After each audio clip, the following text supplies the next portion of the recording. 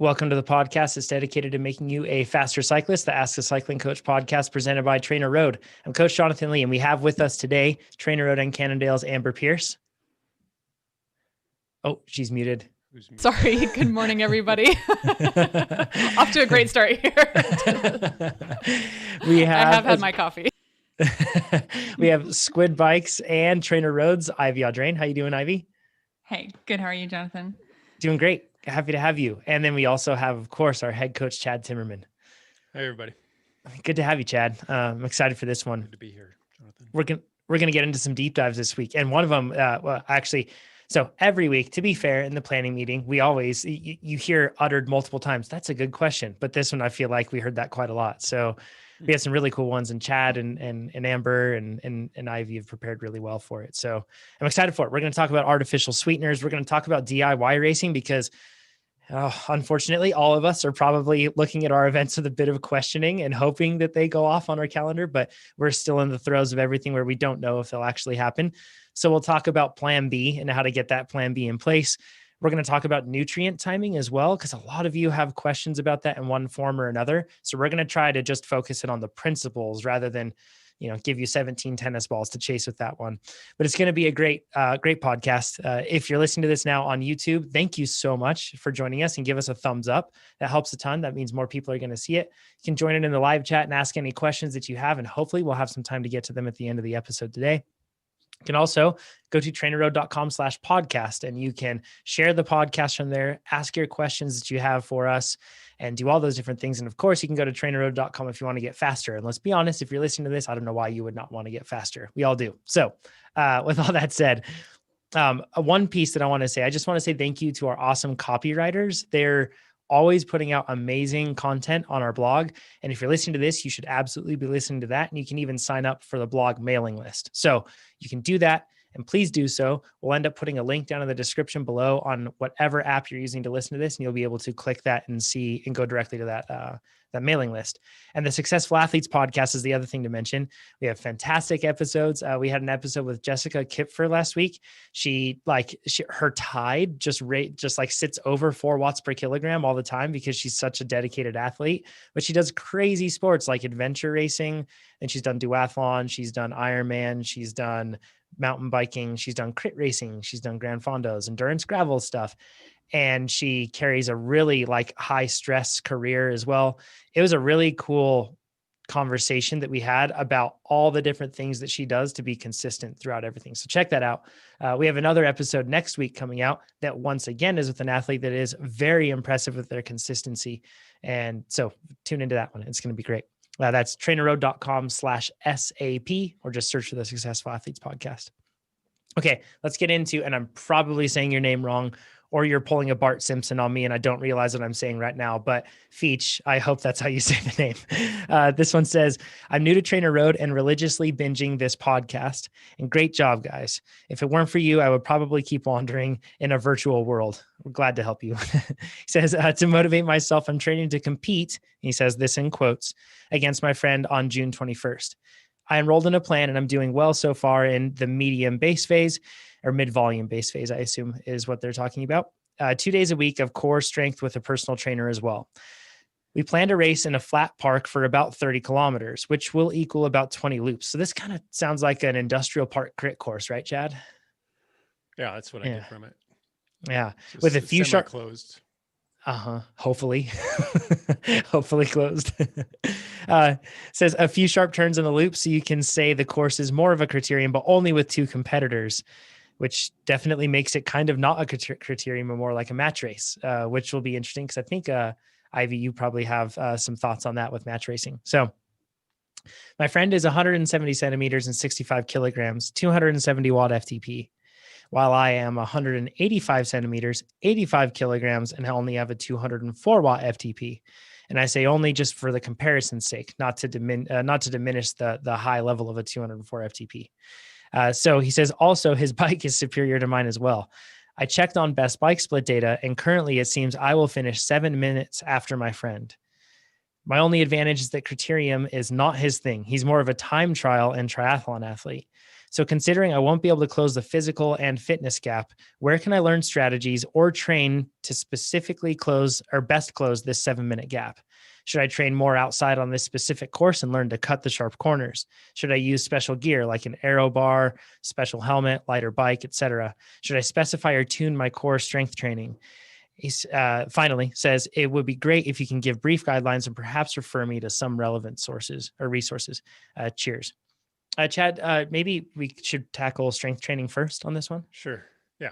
Yeah. So, Feach, I don't think it's a secret that I take issue with the term core strengthening, and it's no slight against people who use the term so much as I think it just kind of narrows the understanding of what we're talking about.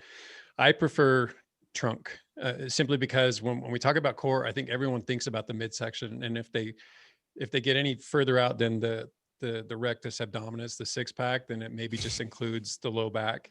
And the core, as it's, that's the term, but it's again, it's not very descriptive. Sorry. The trunk, however, I think incorporates everything we're trying to get at, which is basically everything save for the limbs. So now we're thinking about the shoulders and the hips and the integration of the body between those 2 points. And then the limbs just layer on top of that.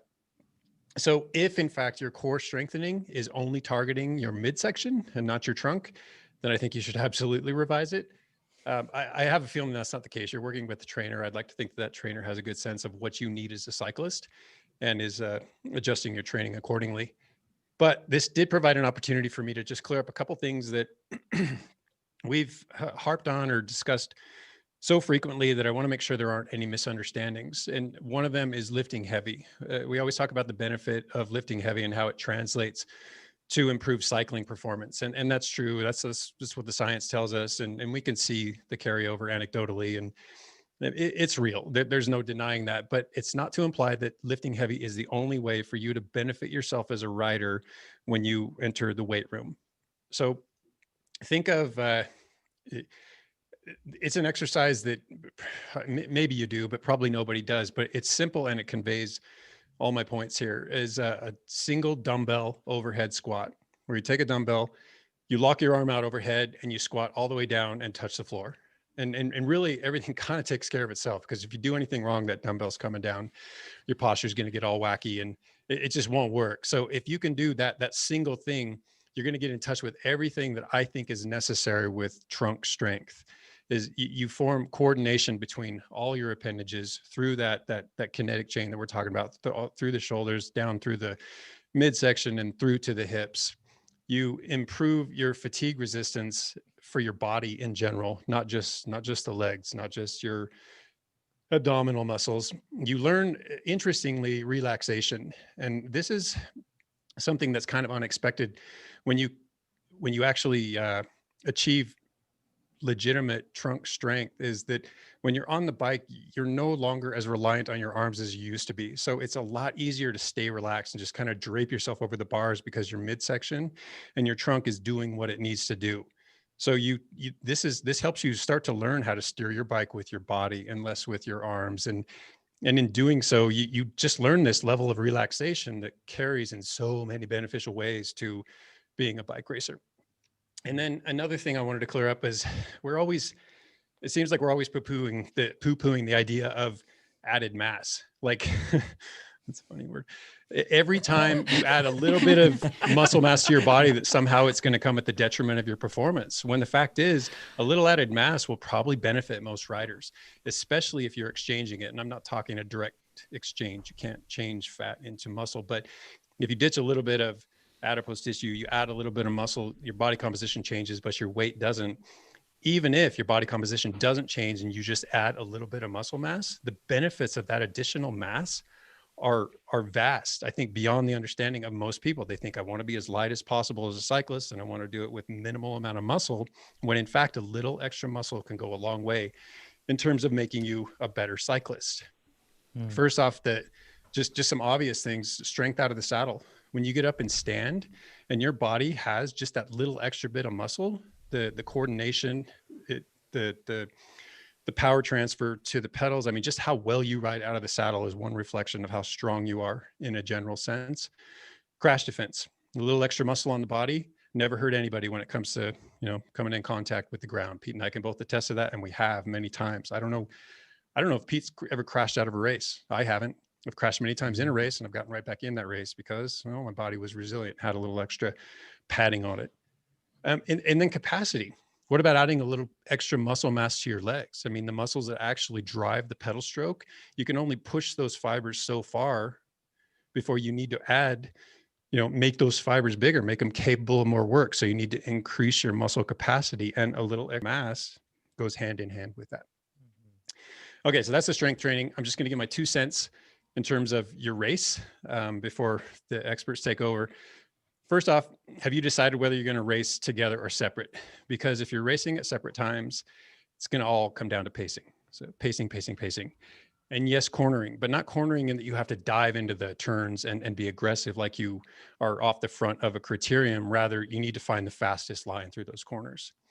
And this goes back to whether or not this is an open or closed course and how heads up you need to be. But ideally, yes, you're going to corner well. And in this case, I do think best bike split is super useful and is probably going to bear out. And sadly, you're probably going to lose. I'm sorry to hear that, or I'm sorry to say that, but it's a sad fact if we're just looking at numbers. And then secondly, if you're racing, or on the other side of that, if you're racing at the same time, just poach the sprint. Just hang in there. Obviously, you guys are going to work together to some extent, or it's going to take you literally all day to get to the finish line when one of you decides to sprint past the other. So, work hard, work effectively. But when it comes down to those closing laps, make sure that, you're in the draft and you're planning only to out sprint your friend who is, on paper, the stronger rider.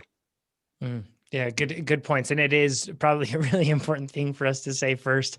Hopefully this is a safe or enclosed course, and B, heads up, even if it is.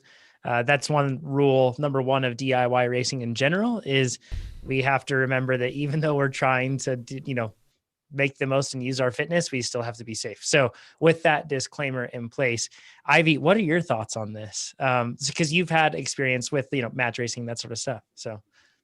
Yeah. And 2-up sprint tactics are really tricky as a skill to refine because there aren't very many scenarios in which you get to just roll into a finish with one other person. There's the odd criterium finish or road race finish where you are just sprinting with one person, but there's still too many other dynamics there, like the impending pack behind you. So the chance to just sprint with one person is pretty rare, but you see those opportunities on the track in match sprints or at the end of an elimination race specifically. So for those who don't know, an elimination race on the velodrome, it depends on the size of the track, but either every lap or every other lap, they eliminate or pull from the race the last rider to finish the line. So it's pretty cool, but then you end up at the very end with just 2 or sometimes 3 riders sprinting it out at the end. And it's pretty fun. And there's a lot of cat and mouse and dynamic, and a lot of it. And this applies to our athlete that we're answering right now. It depends upon what kind of rider they are and what kind of rider your opponent is. And that kind of takes a lot of wherewithal to know who you're racing and know yourself. So if he finds that he's a more explosive rider, you can play it to your advantage by trying to control the race for a slower speed. Knowing that big first jump that you can create at the beginning of your sprint will create a gap that is super discouraging to try to close down, and B, you'll be really hard pressed to if you're not also an explosive rider. So on the other side of this, if your opponent knows this, they may be trying to put the pressure on and keeping the speed pretty high, just enough so that you aren't able to create that space in your initial sprint. Which should also be their tactic if you're not a sprinter, to keep the pressure on them so that they don't have, the kind of rider that just has like a couple big matches. The more speed and pressure you put on them, the less likely they are to create space in their sprint. It's also important in this pickup race scenario to identify that it's not a controlled velodrome where there are rules and regulations about how you can move around the track. And we don't know what kind of, closed course this is, if it's an industrial park or like a park, like could be dogs and kids and, so you can get like caught up in the cat and mouse part of sprinting, but it's important to realize that like things can change while you're running into the sprint, and you should be heads up, like not just cars and people, but like stuff on the road. So yeah, be heads up in that final sprint for sure. Yeah. And which also leads me to like the terrain and course leading into the finish. Totally depends. If you're a sprinter and the finish that you've identified is less than 300 meters from the last corner, you for sure, no question, want to be first into the last corner. If you have like a really, really, really long run into the finish, like that can be really hard because you can get impatient and want to lead it out and go too early and end up leading out your homeboy. So you don't want to do that either. Yeah.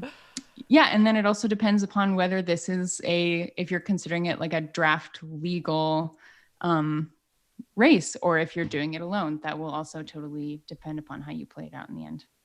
Mm-hmm. Yeah. I'm going to second that. If it's a draft legal race, I would work on training a quick acceleration so your friend can't drop you from their draft. Because if you know that like in a straight up drag race time trial style, that according to best bike split, they're going to be putting a lot of minutes into you, you can, you got to take advantage of that draft and save as much energy as you possibly can throughout the whole race. So, but again, that depends on the style that you guys are planning to race. And that's something that you'll have to decide ahead of time.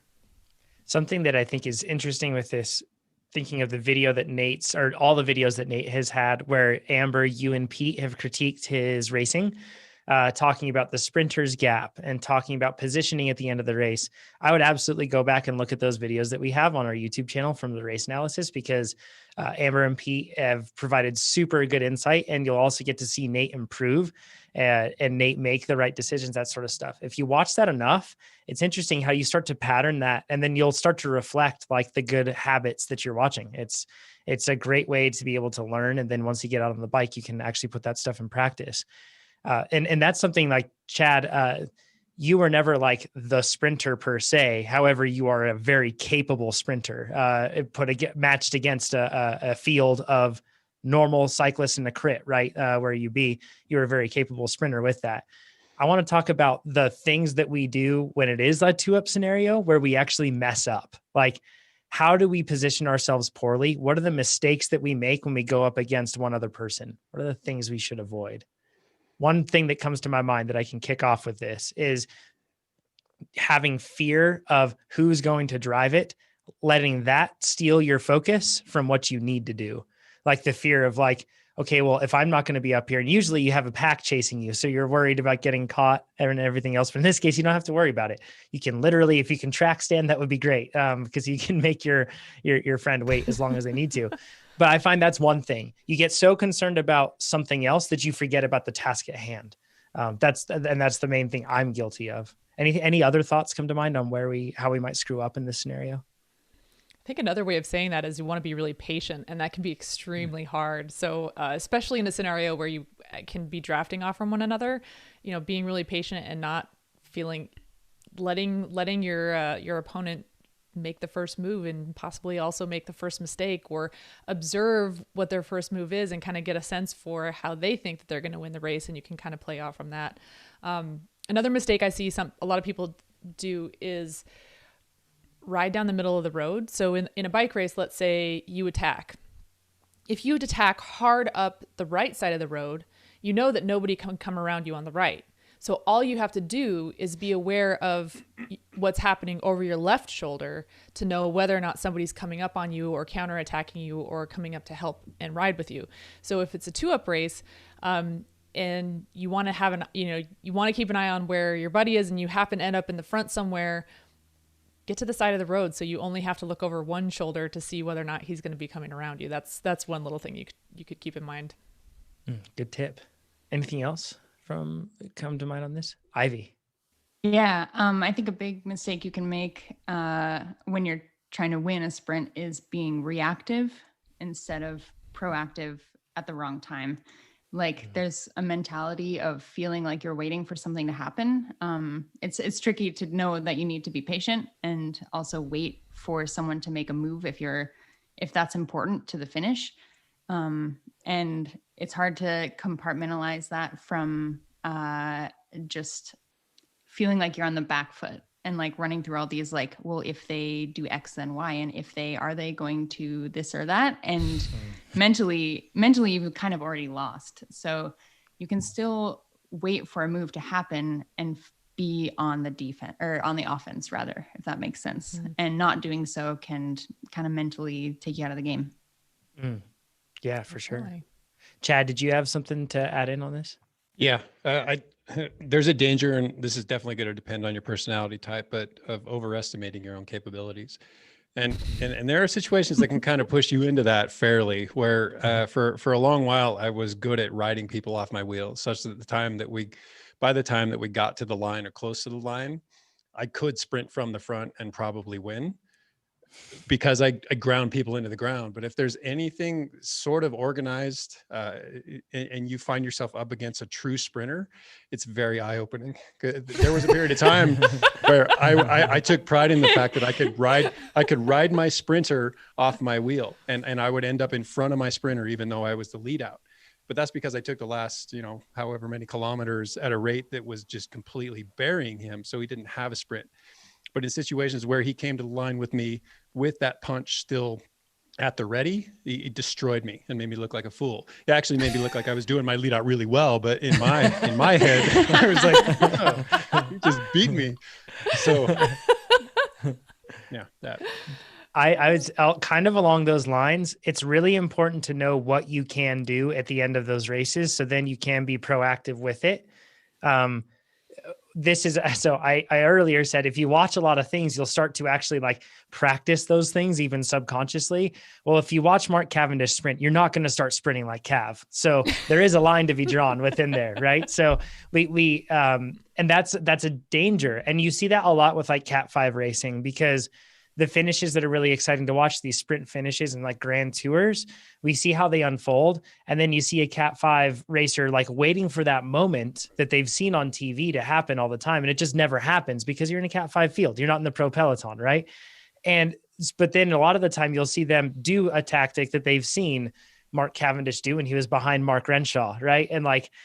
But that doesn't really work when Mark Renshaw isn't in front of you and you're not Cav. So it's really important to know what you're good at or what you will actually do. Like what Ivy said is so important about being proactive.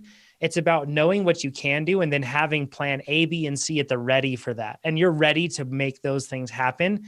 And if they don't happen because of somebody else, you're going to make them happen anyway. But if you don't know what you can actually do, like, are you a good sprinter from 20 meters out, like super short, and like your final kick is the thing that's going to help you, so you stay in the wheels for as long as you can until the last moment? Or are you a person that likes to go with 250 meters to go and that's your strength? So it's important to figure those things out. And hopefully you're doing some sort of a draft legal race where all of this actually comes to fruition. And if so, go out and practice those scenarios. It's less about practicing the course to know exactly where to cut the corners, like you said, and more about how that marriage is going to work between your skills and abilities in that course, I would say. Amber, sorry. Yeah. I just want to follow up on what Chad was saying, because you have the risk of being overconfident and overestimating yourself, but so does your opponent. And you can kind of keep that in mind. And there's always the chance of playing that mental game of enticing your opponent to become overconfident and to overestimate their abilities. And if you're really familiar with their strengths and weaknesses, especially psychologically, you can play that to your advantage. The last thing I'll say is you probably don't want your competitor to listen to this podcast. So that would be my last tip. Tell them it broke. It doesn't work. This episode doesn't work. Something along. Yeah. Go ahead, Chad. That's an interesting point, though, because if you've raced categorized races for any period of time, you've probably had the same people on your team that you will at one point race, or vice versa.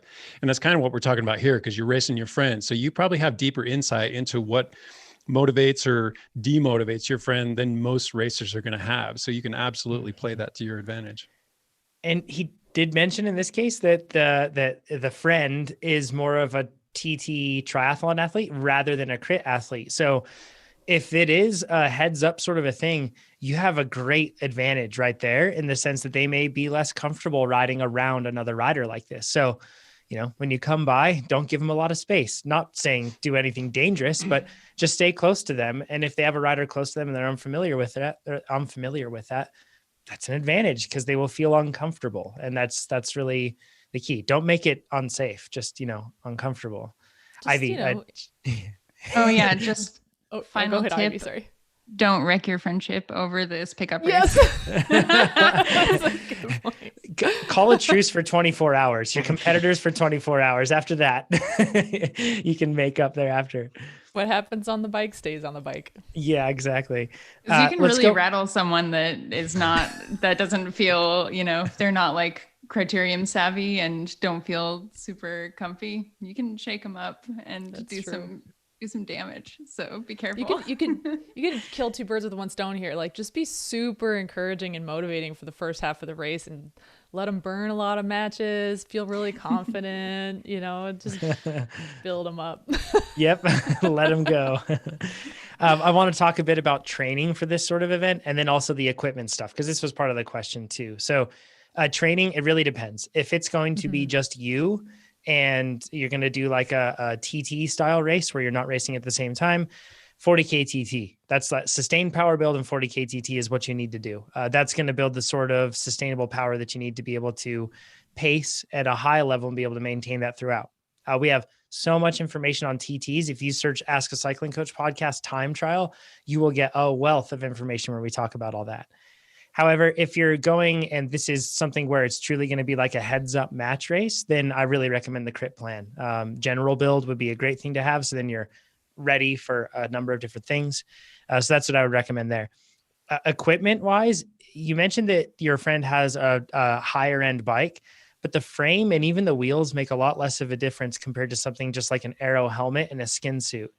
I know it might seem weird to show up to a crit with like a full-on bullet helmet on, like you're in a time trial, but honestly, if it's going to make you faster, who cares, right? So as long as it's safe. So aero helmet and skin suit are the two biggest grabs you can get in terms of aerodynamic advantage. If you don't have access to those things, it can even be as simple as like safety pinning your jersey so it fits tighter.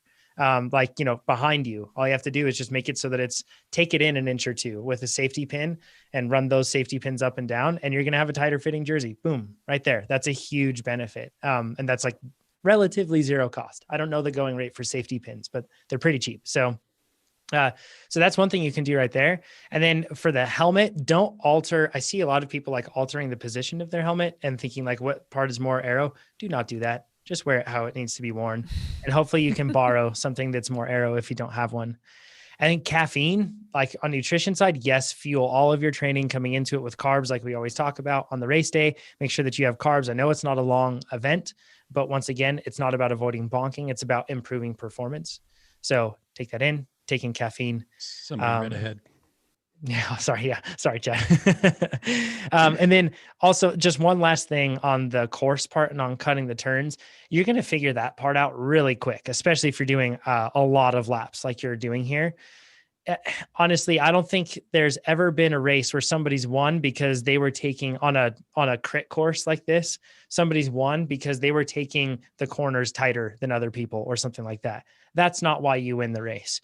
It's definitely a consideration you want to have if you're doing a time trial effort to just make the course as short as it needs to be, right? Instead of making it excessively long, but it's not going to be a big difference in making or breaking. So yeah, that's all I have on that section. Scott's question. Let's do it. Scott says, y'all are amazing and thanks for all you do. What has been the harshest criticism you've received over the years and what did you learn from it?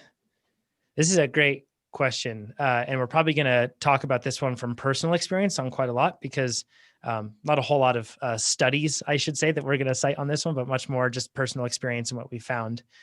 I kind of want to talk first on like giving criticism and receiving criticism and how to do that productively and how to think of that. It's also really hard. So first things first, if you are in a highly charged emotional state, it's probably not a great time to then share your opinion of others. And what I'm looking at is all of us post-race. Post-race, you finish a sprint and you're really upset. And I hear that all the time. And I've totally been guilty of it too, where after the race and I'm really upset at that person for something they just did that I perceive to be wrong. That's when I'm so eager to give that criticism. And if I look back, I don't give that criticism from a balanced state of mind. I shouldn't do it because it's not productive. It's trying to help me feel better. It's not trying to help that person in any way, if I'm honest. And, so make sure that you're in some sort of a balanced state to be able to give criticism productively and effectively. And also criticism itself, it can be productive or it can be harsh. And I have a hard time thinking that harsh is some sort of is the same as productive. In fact, in very few cases, personally, at least, I can think of where I either gave or received harsh criticism and it was productive. Harsh usually doesn't have anything to do with productive. Usually. I can't think of a situation where it doesn't, at least. So, and then I think another thing that you have to recognize about giving criticism is you have to ask yourself, in giving this criticism, am I abusing somebody? And I know that sounds perhaps judgmental, but I'm asking for everybody to ask themselves internally about this and think about it internally. And because a lot of the time you're the seasoned rider and your friend is not, or you are known as the rider that has experience and somebody else is not. And it's super easy to put yourself in this position where suddenly like you're criticizing everybody all the time. And it actually like builds up these kind of like patterns where you almost like reinforce the fact that everyone's lower than you. It's bad. So there's that part, but also I am so grateful for productive criticism. I've gotten so much of it just from being on this podcast. And it hasn't been direct to me. But when Chad's talking about something and he's advising athletes, I take that to myself and I think of how I can improve. And it's so cool. So that's really helpful. I get so much criticism in every aspect of my life and I try to bring it in as much as I can. And then I try to pass it through my own filters to make it productive if it's not, or accept it as it is. So I think that without those giving us productive criticism in our lives, we'd all be really far behind where we currently are. So it's worth saying that. But then I think receiving criticism is so important. You have to consider the source, first of all. I'm probably going to butcher the quote, but and actually I'll just paraphrase it and explain it more. But in most cases, when people are giving somebody like demeaning advice or anything else, they're never doing that to help you. They're doing that to try to hold you down. So if a person, and if a person is doing that, just remember, consider the source and consider where it's coming from. And then being coachable. And thank you, Dad, my dad is a coach by nature. That's his character. And he was a ski instructor for years and a great ski instructor. And he always reinforced technique. And oh my goodness, did it drive me nuts as a kid. And we've talked about this before, to just do like the technique over and over. But my dad really taught me what it was to be coachable, and that if I wanted progress, I had to align to that progress more than personal pride. And I had to be willing to accept this sort of stuff. So thanks, Dad. I've mentioned that before, but love you. And thank you for that. So, and then you have to consider all the feedback that you can get and then take what you can. And then I think you have to think, what can I get from all this? So Nate, it's sad that Nate's not on this episode right now, because Nate, I feel like, is such a good example of this for me. Nate is always looking for all different types of feedback that he can get and trying to bring it in. Like he's almost like hungry for it. And he looks for all of the feedback, call it criticism, call it whatever it is. And then I've found that Nate has been a great example of me for like putting a good filter on that and finding the productive aspects of all the feedback. Because some of y'all are pretty mean to Nate sometimes on his Strava and other stuff, because he takes this position of being like an athlete that's learning. And I see y'all mansplaining to Nate endlessly, and he always takes it really well. He's really good at that. So I can do better in that regard. So those are just my thoughts. Giving criticism, receiving criticism, that's like a kind of a prerequisite, I feel like, for everything else that we'll talk about here. But I've never been a professional athlete, and I haven't had my livelihood and a coach and a team director and all that stuff. And that's an entirely different dynamic. Ivy, you have had that. What are your thoughts on all this? Well, my first thought, Jonathan, you're a professional athlete. Way to be humble, but come on. No pro card here. Yeah. So yeah, I think a big part of being a coachable athlete in person is knowing that it is okay to receive criticism, but to not let it completely destruct you. That compartmentalization is super critical in yeah, preventing that sort of toxic comparison that can not produce any real productive changes or improvement. So it's important to separate whether it's constructive or not, the criticism from its source, and understand where it's coming from. Like you mentioned, Jonathan, like if someone's hollering at you because you just want a field sprint, and, you know, maybe like step back and be like, where is this coming from and why? Or like, I'm sure Amber can empathize with like racing with fellas. Like some guys just like really don't like that you're there and in the mix, and will like find a way to criticize you for it. And it's really important to be able to step back and consider where it's coming from and why before deciding to apply any changes to your training or yourself. So I think that having a really clear vision of your sense of self in the rider that you want to be really helps. And having like season goals and career goals, and like knowing what you want to do as an athlete helps kind of separate that criticism. And for me, journaling really helps with that at the beginning of a season or a training block, or like knowing beforehand what kind of skills I want to work on.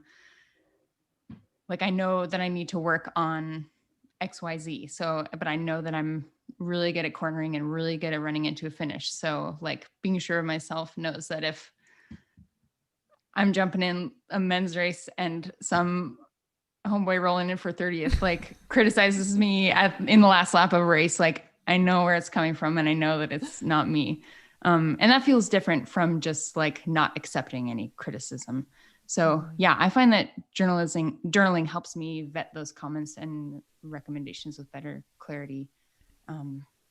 Yeah, and I guess that applies to a lot of things, not just like racing, but also things like body type. Like strangers will tell you that like, oh, you don't look like an X or Y kind of rider. You don't look like a sprinter, or like you look like you'd be a climber or this and that. And so, you know, knowing what kind of rider you are and where your strengths are helps you vet those comments as well. Yeah.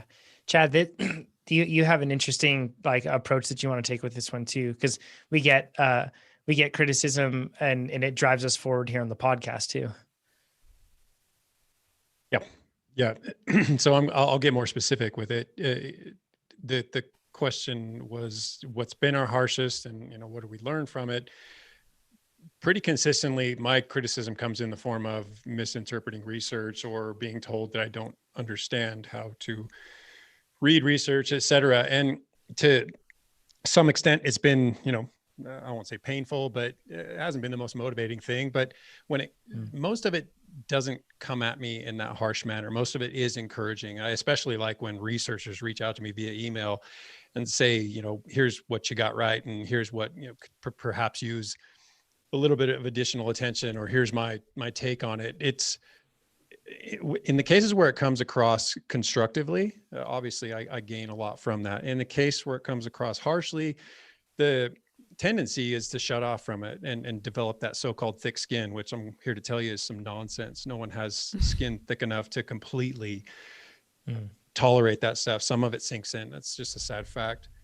But by and large, most of my criticism comes at me through constructive intentions. And it's helped me in the case of reading research to recognize that this is something that's important to what I do. And personally, I want to be better at it.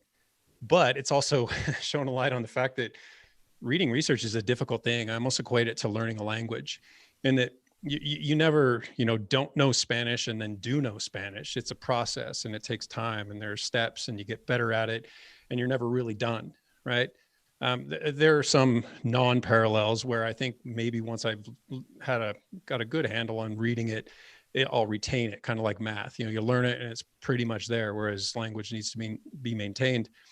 But to help people understand how difficult it is to try to read research, I mean, you have to recognize that research, it isn't truth, it isn't fact. I heard someone say the other day that science proceeds from a position of ignorance, and then that's it, right? We don't know anything, and we form questions and hypotheses and suppositions, and then we try to bear them out or break them down. And the longer they stand up, the stronger they get. So it's never like you have the answer go forth. It's always a process of further research and further arguments and counter arguments and whatnot. And research is as much about questions as it is about answers, right? And the answers are never really answers because it's always a question. You're always trying to fortify or disprove a hypothesis. So it's difficult is what I'm saying. But anytime I get this criticism from whatever angle, it just makes me kind of dig my heels in and want to try a little harder and get a little better at it. And it's only benefited me. Awesome. Amber, how about you? I think one thing I want to start talking about with this is this concept of radical candor. And this is something that we embrace a lot here at TrainerRoad. And you may have already heard this term, but it's the idea of being really honest and forthright with somebody to a constructive end. And one of the ways that you can distinguish this from someone who's just being a jerk, for example, is the degree of personal care that's going into the delivery of the message. And so when you look at radical candor, there's one of the illustrations people often use is a quadrant. And so on the vertical y-axis, you have increasing personal care, and on the x-axis, you have increasing direct challenge, right? And kind of the best quadrant to be in is the one where you have the most personal care and you're being challenged directly, or you're the one that is challenging directly. And I think that that's the sweet spot. And so when you have somebody who genuinely cares about you and their feedback is coming from a place of genuinely wanting to help and be constructive and to empower you, sometimes it's hard to hear honest truths, but if it's coming from somebody with that intention and that framing, then it can be really, really constructive. And you contrast that with somebody who's coming at this with very little or no care for the person, and they're directly challenging you. It's not necessarily constructive, and sometimes it can be really damaging. And another way of thinking about this is, especially when it comes to sport, when you're giving feedback to somebody, you have to separate the person from the action. So going in and saying, hey, let's look at the timing of those attacks. You know, it looks like you could probably time your attacks better. They're not saying, wow, you're a terrible tactician. What an awful athlete. You know, what are you doing out there? They're not attacking the person. They're addressing the action and the specific things that will empower you to improve. And so I think that's a really important distinction as well. And the best coaches and directors are the ones who do that. They care for the person. They're not going to put the person down, but they're going to give you honest feedback about what you're actually doing and empower you to improve constructively. So I'll share a story of a time. This was a really formative, I will remember this for the rest of my life, but when I was about 11 years old, I joined the swim team and I was really excited and I thought I was crushing it. I thought I was just nailing it. I was showing up to every workout. They said do 100 meters. I did 100 meters. What I didn't understand was that you were supposed to work hard at the thing you were doing. So I was very much going through the motions, but I genuinely didn't understand. I just thought if you said do a 50, I did a 50. Show up to work out on time, I showed up to work on time. I was doing all of the things. And my coach finally had that insight that I wasn't putting this together. So I remember he sat me down, and by this point we had already established a great deal of trust. He ended up being like one of my best friends and practically another parent to me. And he was coming from such a place of care. And he specifically addressed what I was doing, not who I am. And he sat me down and he was like, you know, you loaf more than anyone else on the team. That was the opener. And I was so confused. And he took the time to explain it and what it meant. And it was just this huge light bulb moment for me, which, you know, now that I understood, I was empowered to go and actually work hard and reap those benefits.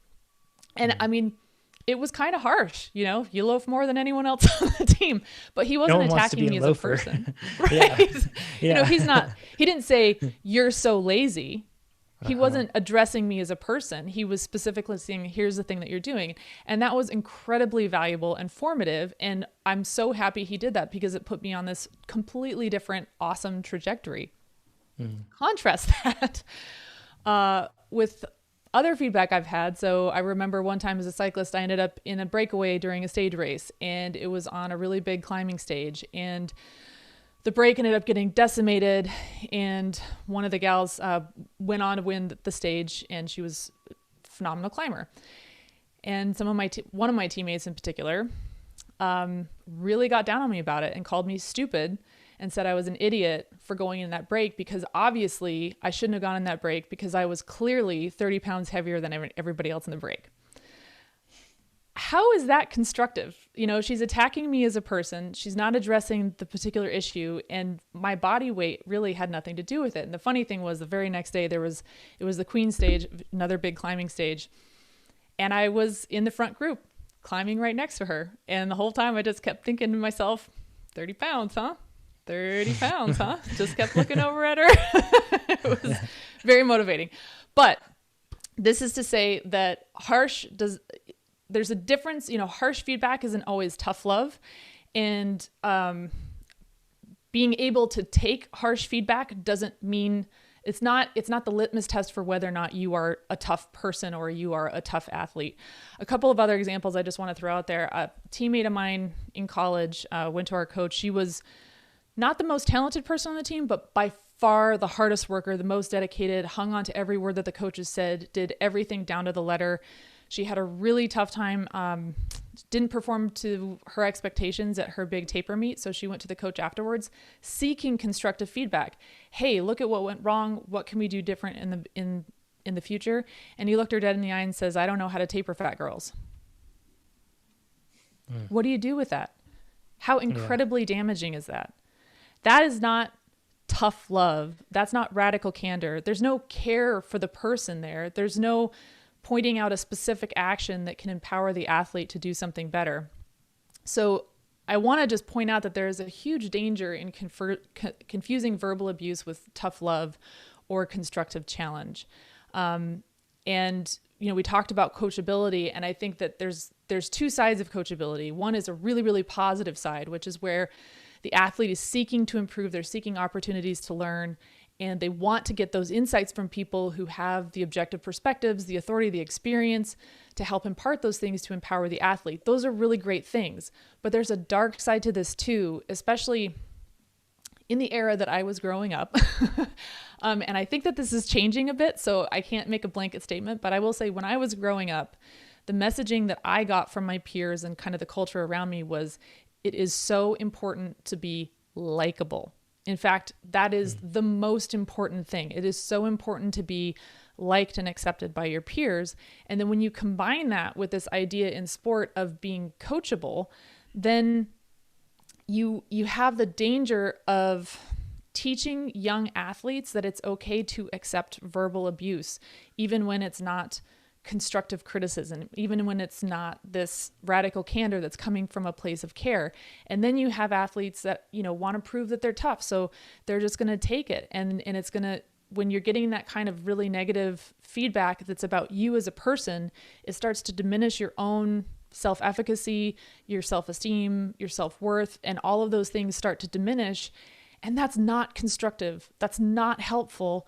And in some cases, it can end up being grooming for even more egregious abuse. And so I want to make sure that when we're talking about harsh criticism, that we're really, really clear that there's a huge difference between expressing care in a constructive manner that's empowering the athlete versus just coming in hard and attacking the person, because there is a huge, huge, huge scary dark side to this.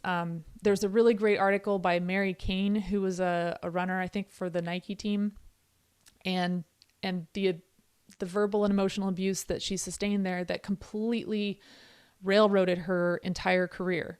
And again, it stems from this idea of, hey, I want to be likable. I want to be the good athlete. I want to be the coachable athlete. I'll do whatever the coach says. I'll endure whatever verbal abuse the coach is dishing out. So one of the ways that you can combat this is to surround yourself with a village. Always surround yourself with at least a few people who have your best interests at heart, no matter what, who can objectively and with genuine care help you consider the source if you're unsure whether somebody's feedback is constructive or being abusive or manipulative. Yeah, that's a great point, because then you get the balanced perspectives, right? We can't just always rely on our own perspective, because we'll get lost in the weeds, and we need course correction, but having those people around us, you know, and as far as like specificity for me in terms of what has been the harshest criticism, honestly, I can't think of criticism that other people have provided as much as myself. I'm a really, really, really harsh self-critic. Like, if I was to verbalize what goes on inside my head a lot of the time as an athlete, my goodness, it would be terrible. It would be unpublishable. So and that's just, but that's, and I'm always trying to get a better relationship with that and thinking about how, like Amber, like you've mentioned so many times, how to be your own best ally and how to help yourself. And so I think that I've always been really harsh on myself, and yeah, terrible things that I've said to myself. But I've also, strangely, I've learned to kind of like assign an identity, like Amber's mentioned even on last week's podcast, assign an identity to that harsh inner critic that I have, the overly harsh one. And instead, I've developed a relationship where I can take positive things from that. So they can continue to be harsh. That's fine. And with time that will go away. However, I can still take positive from it. So yeah, that's what I would feel like. And I think that there's also, there's a link here, and producer Aaron, I believe, is going to be dropping it into the live chat, a New York Times article, and it's called, I don't know the name of the title, but it's with Mary Kane there. So, the awesome chat on that. Hopefully that's helpful to all of us, whether we're coached or not, whether we are young or not, across the board. I feel like that's a really good one. And also, thanks to all of you for being a great example, my podcast hosts, of taking criticism well. So I appreciate it. Reminds me to do the same. Chad, very nice. Yeah. Curtsy bow there. Chad, this next one is absolutely within your wheelhouse. It's changed my training entirely, and it's from your workout text. Kevin says, hey all, I'm a relatively new rider to TrainerRoad and also a new rider to riding on an indoor trainer. I picked up a Kinetic Rock and Roll 2 from a buddy who was not using it. Great find, by the way. That's one of the most solid trainers in terms of the resistance unit there. Stays the same forever, doesn't like fatigue. They're just solid. They have a really good, the curve is consistent and represents what you experience when you ride out on the road. Solid find. So Kevin says, I fought riding on a trainer or rollers for years and was a staunch outdoor only cyclist. And now I am converted. Instead of riding maybe 2 days a week, I'm on the bike 5 days a week, and I love it. Awesome. That's the convenience factor, is one of the hugest values. One thing that has really piqued my interest is belly breathing, something I discovered reading Chad's notes on several TrainerRoad rides. I've researched diaphragmatic breathing, and it has been a game changer for me, since in the past, I feel like I was always and he says in quotes, chest breather. My question is, can the TR podcast team elaborate on belly breathing and the mechanics of belly breathing and how to condition your body to make this your go-to breathing method? Keep up the great work and be safe. Chad, it's all you. Okay. So Kevin, a lot of this stems from, I don't know why I'm embarrassed to admit this. I shouldn't be. I was a Pilates instructor for a period of time, and it was actually rather lucrative, and it was a good foot in the door in terms of all the directions I went after that. But, a fundamental tenet of Pilates training is on the breathing. And it just opened my eyes to the fact that I wasn't breathing very well, quite simply. And I was already a cyclist, and I was performing reasonably well, nothing exceptional at the time, but it did open my eyes to the fact that, wow, there might be a performance benefit in breathing better than I do, or differently, which translated to better, as I found. First off, there are a lot of books. This is a pretty hot topic, has been for the last couple of years. I've read all of them. Well, all the ones that I'm going to list, and I'm sure there are others out there. Breathing for Warriors, The Oxygen Advantage, Breath, The Iceman, and the Wim Hof Method are the five that I've read. Something to be taken from all of them for sure, even if it's just how not to do research. And I'm not going to name names, but one of them is deplorable when you go look at the bibliography. It's embarrassing. And then I got to say, for me, I enjoy the books that focus more on effective breathing than the ones that target CO2 tolerance. And that's a personal bias. That's not because there isn't efficacy with that CO2 tolerance, but it's because it is a miserable undertaking. If you've ever tried to improve your CO2 tolerance, the drills they give you are nothing short of torture. And I'm not exaggerating. It's literal torture. It's terrifying, mildly to extremely. Yeah. So, and then secondly, let me get out of the way what we're not going to cover today, because these are big topics. When we talk about breathing, it can go a number of directions. This isn't going to be about inspiratory training. It's not going to be about mouth versus nose breathing either. Both of those, however, are good topics, and I would like to dive into them later, but to cover them here today, in addition to everything else we got, it's just too much. They're big topics. So instead, we're going to focus on belly breathing. So first off, 10,000 foot view of what we're talking about here. And this is basically one half of ventilation. And if you remember last week, talked about ventilation is just air movement in and out of the lungs. Okay. Don't need to get any more scientific than that. And we're only talking about half of that, which is the expiration. So exhaling that air out of the lungs. So the purpose of exhaling by and large, or entirely, is to blow off what is a mildly acidic gas, a byproduct of cellular respiration, carbon dioxide, CO2. And in doing so, we maintain one of the many acid-base balances in our body. And in this case, it's in our blood, and we do it via the lungs. And of course, the brain. The brain's always involved in basically everything. And the brain, in this case, dictates our ventilation rate. So it actually senses CO2 accumulation in the blood, senses that acid-base misbalance, and adjusts either our respiration rate or depth of respiration, or the combination of the two. So as CO2 accumulates in the blood, our acidity rises, the blood acidity rises, which means our pH drops, and our pH is always maintained in a very narrow range. The ventilation rate adjusts to the rate of that accumulation. And so basically breathing comes down to a couple of things. First, we're blowing off the carbon dioxide, and we're intaking O2, and one is no less important than the other. So you could just view proper breathing as a balancing of carbon dioxide with oxygen. And I'm not talking about an even balance, just balancing those two things in order to maintain a particular pH. Amber, you want to say something here? Oh, sorry. So caught up in it, right? This is riveting. I know, it's so good. I just love to settle in for Chad's deep dives.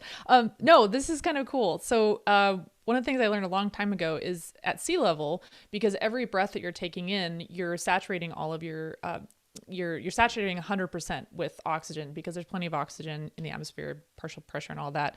So at sea level, CO2 is the primary determining factor in driving your ventilation rate. But when you get to altitude, when you take a nice deep breath, each inhalation is not actually saturating you with O2, because there's not as much oxygen available. So O2 becomes the limiter, but it's not necessarily going to automatically change your ventilation rate. So one of the things that you can do to help mitigate the, challenging effects of altitude, shall we say, is to consciously breathe a little bit quicker. Like, you don't want to hyperventilate. You don't want to go overboard with this. But if you consciously shift your breathing rate just a little bit more, it can really help to mitigate some of those effects of altitude. Awesome. Good tip. Good stuff. Okay, so now let's get on to specifics. So we're talking about belly breathing. So this is a distinction between horizontal and vertical breathing, and different terms for that. Horizontal is also synonymous in this context as diaphragmatic breathing, as you mentioned, and belly breathing, which is the term I use because it's just, I think it's more descriptive than anything. You say diaphragm, people don't necessarily know what you're talking about. You say belly, everyone gets it. And then the other end of that is vertical breathing, which is also termed as apical breathing. And both of those are pretty descriptive, right? Horizontal breathing, outward, apical breathing, upward. So simply, more air passes in and out of the body via diaphragmatic breathing. There's just no two ways about it. And at least half of my goal with all of the belly breathing recommendations and cues that I make in the in-ride text is exposure to this fact. Learn how to breathe fully. Recognize that what you're doing right now may be enough, but it's probably not. You're probably not using your actual breathing muscles to breathe. So as your diaphragm contracts, it rises, and this kind of facilitates the exhale, which is what we're talking about. And then as it relaxes, it falls and it inhales, which can be a pretty passive process. Exhaling, however, and again, what I try to coach with these recommendations is to make that a more active process. So when you belly breathe, the middle, or what's termed the crural portion of your diaphragm descends, and it creates more room in your rib cage. So you effectively get wider in general. And you see evidence of this when you look at all the best cyclists, especially the time trialists.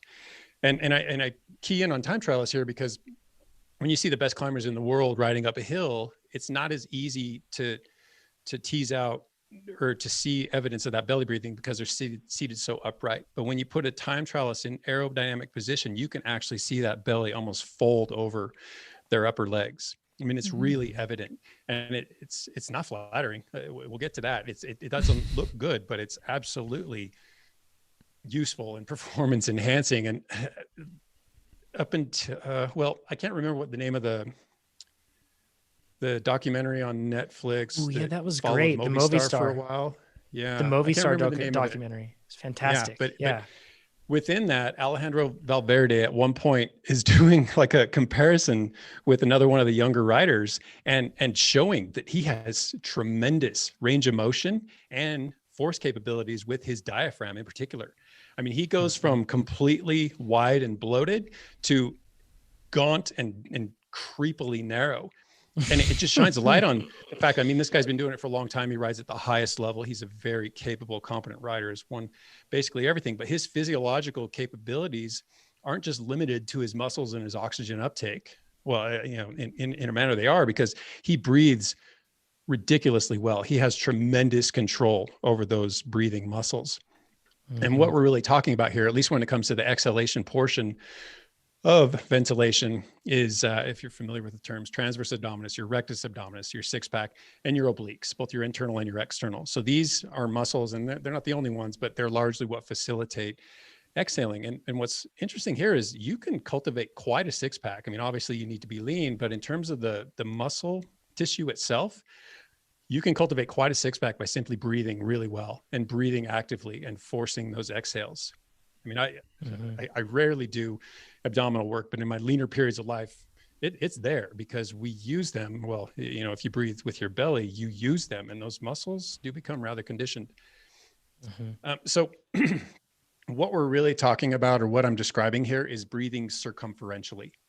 That's really what we're after. And again, it's an unflattering thing. If you have the fortune of a six pack, it goes away. Your trunk looks wide, it looks thick. It's not appealing from the side view. Yeah, and this is a big reason I think a lot of people don't belly breathe, because they're subconsciously sucking in all the time. And especially when we're wearing spandex, right? People feel a little more self-conscious. Like, it's very revealing stuff. But you gotta remember, like, you're there for the performance, not to, you know, look a certain way in your spandex. So I think that's a habit a lot of us unconsciously carry, which can be really counterproductive when it comes to breathing effectively. And the cool part about this too is that as you get better at it, you will visibly be able to tell, and you can work on it during your workouts.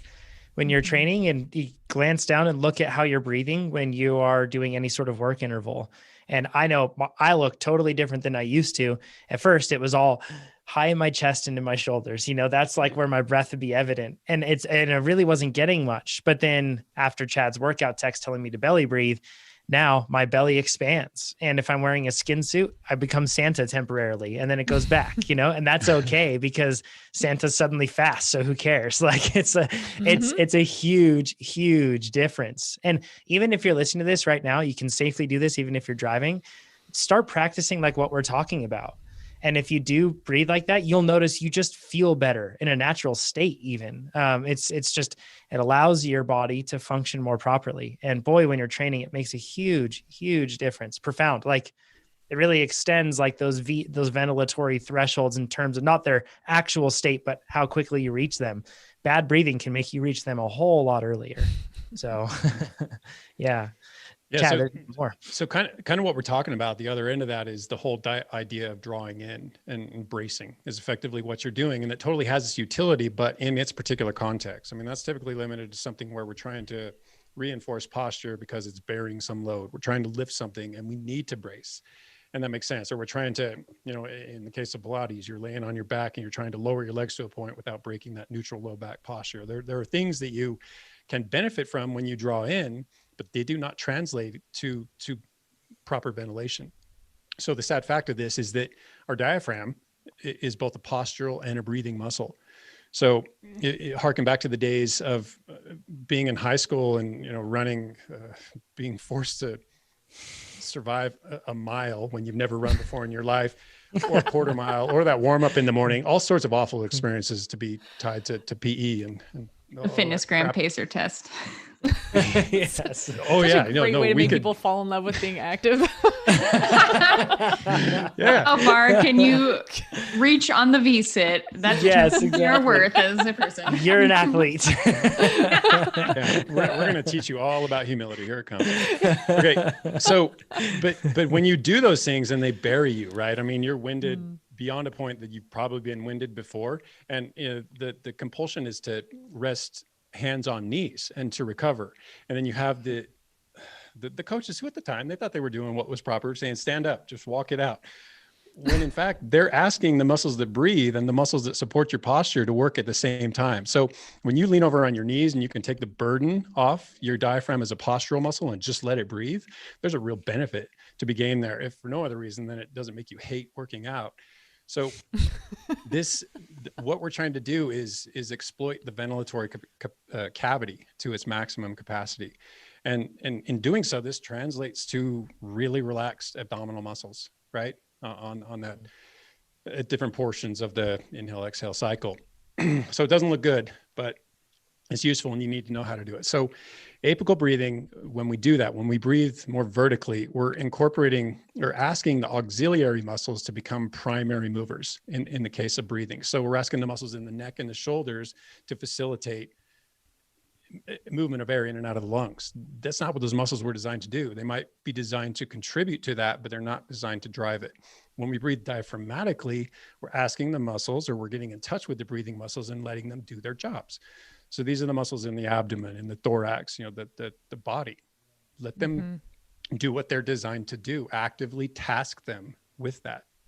Yeah, and how you breathe. So whether you're breathing diaphragmatically or apically, these practices, they have implications for the vagus nerve, which means that they have implications for how you are shifting between parasympathetic and a sympathetic state. So it's just something to be aware of. This is probably, to a whole deep dive on that too. But doing really deep belly breaths has a really restorative, calming effect.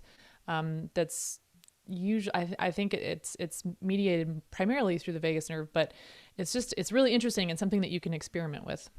It's like an instant vacation. I swear, like start breathing that way and you feel so relaxed. It's so helpful. It's a big thing that really helps. My Garmin watch always reminds me to breathe throughout the day. I have like that reminder and it'll like ping me and it'll run me through like a 30-second breathing exercise or something.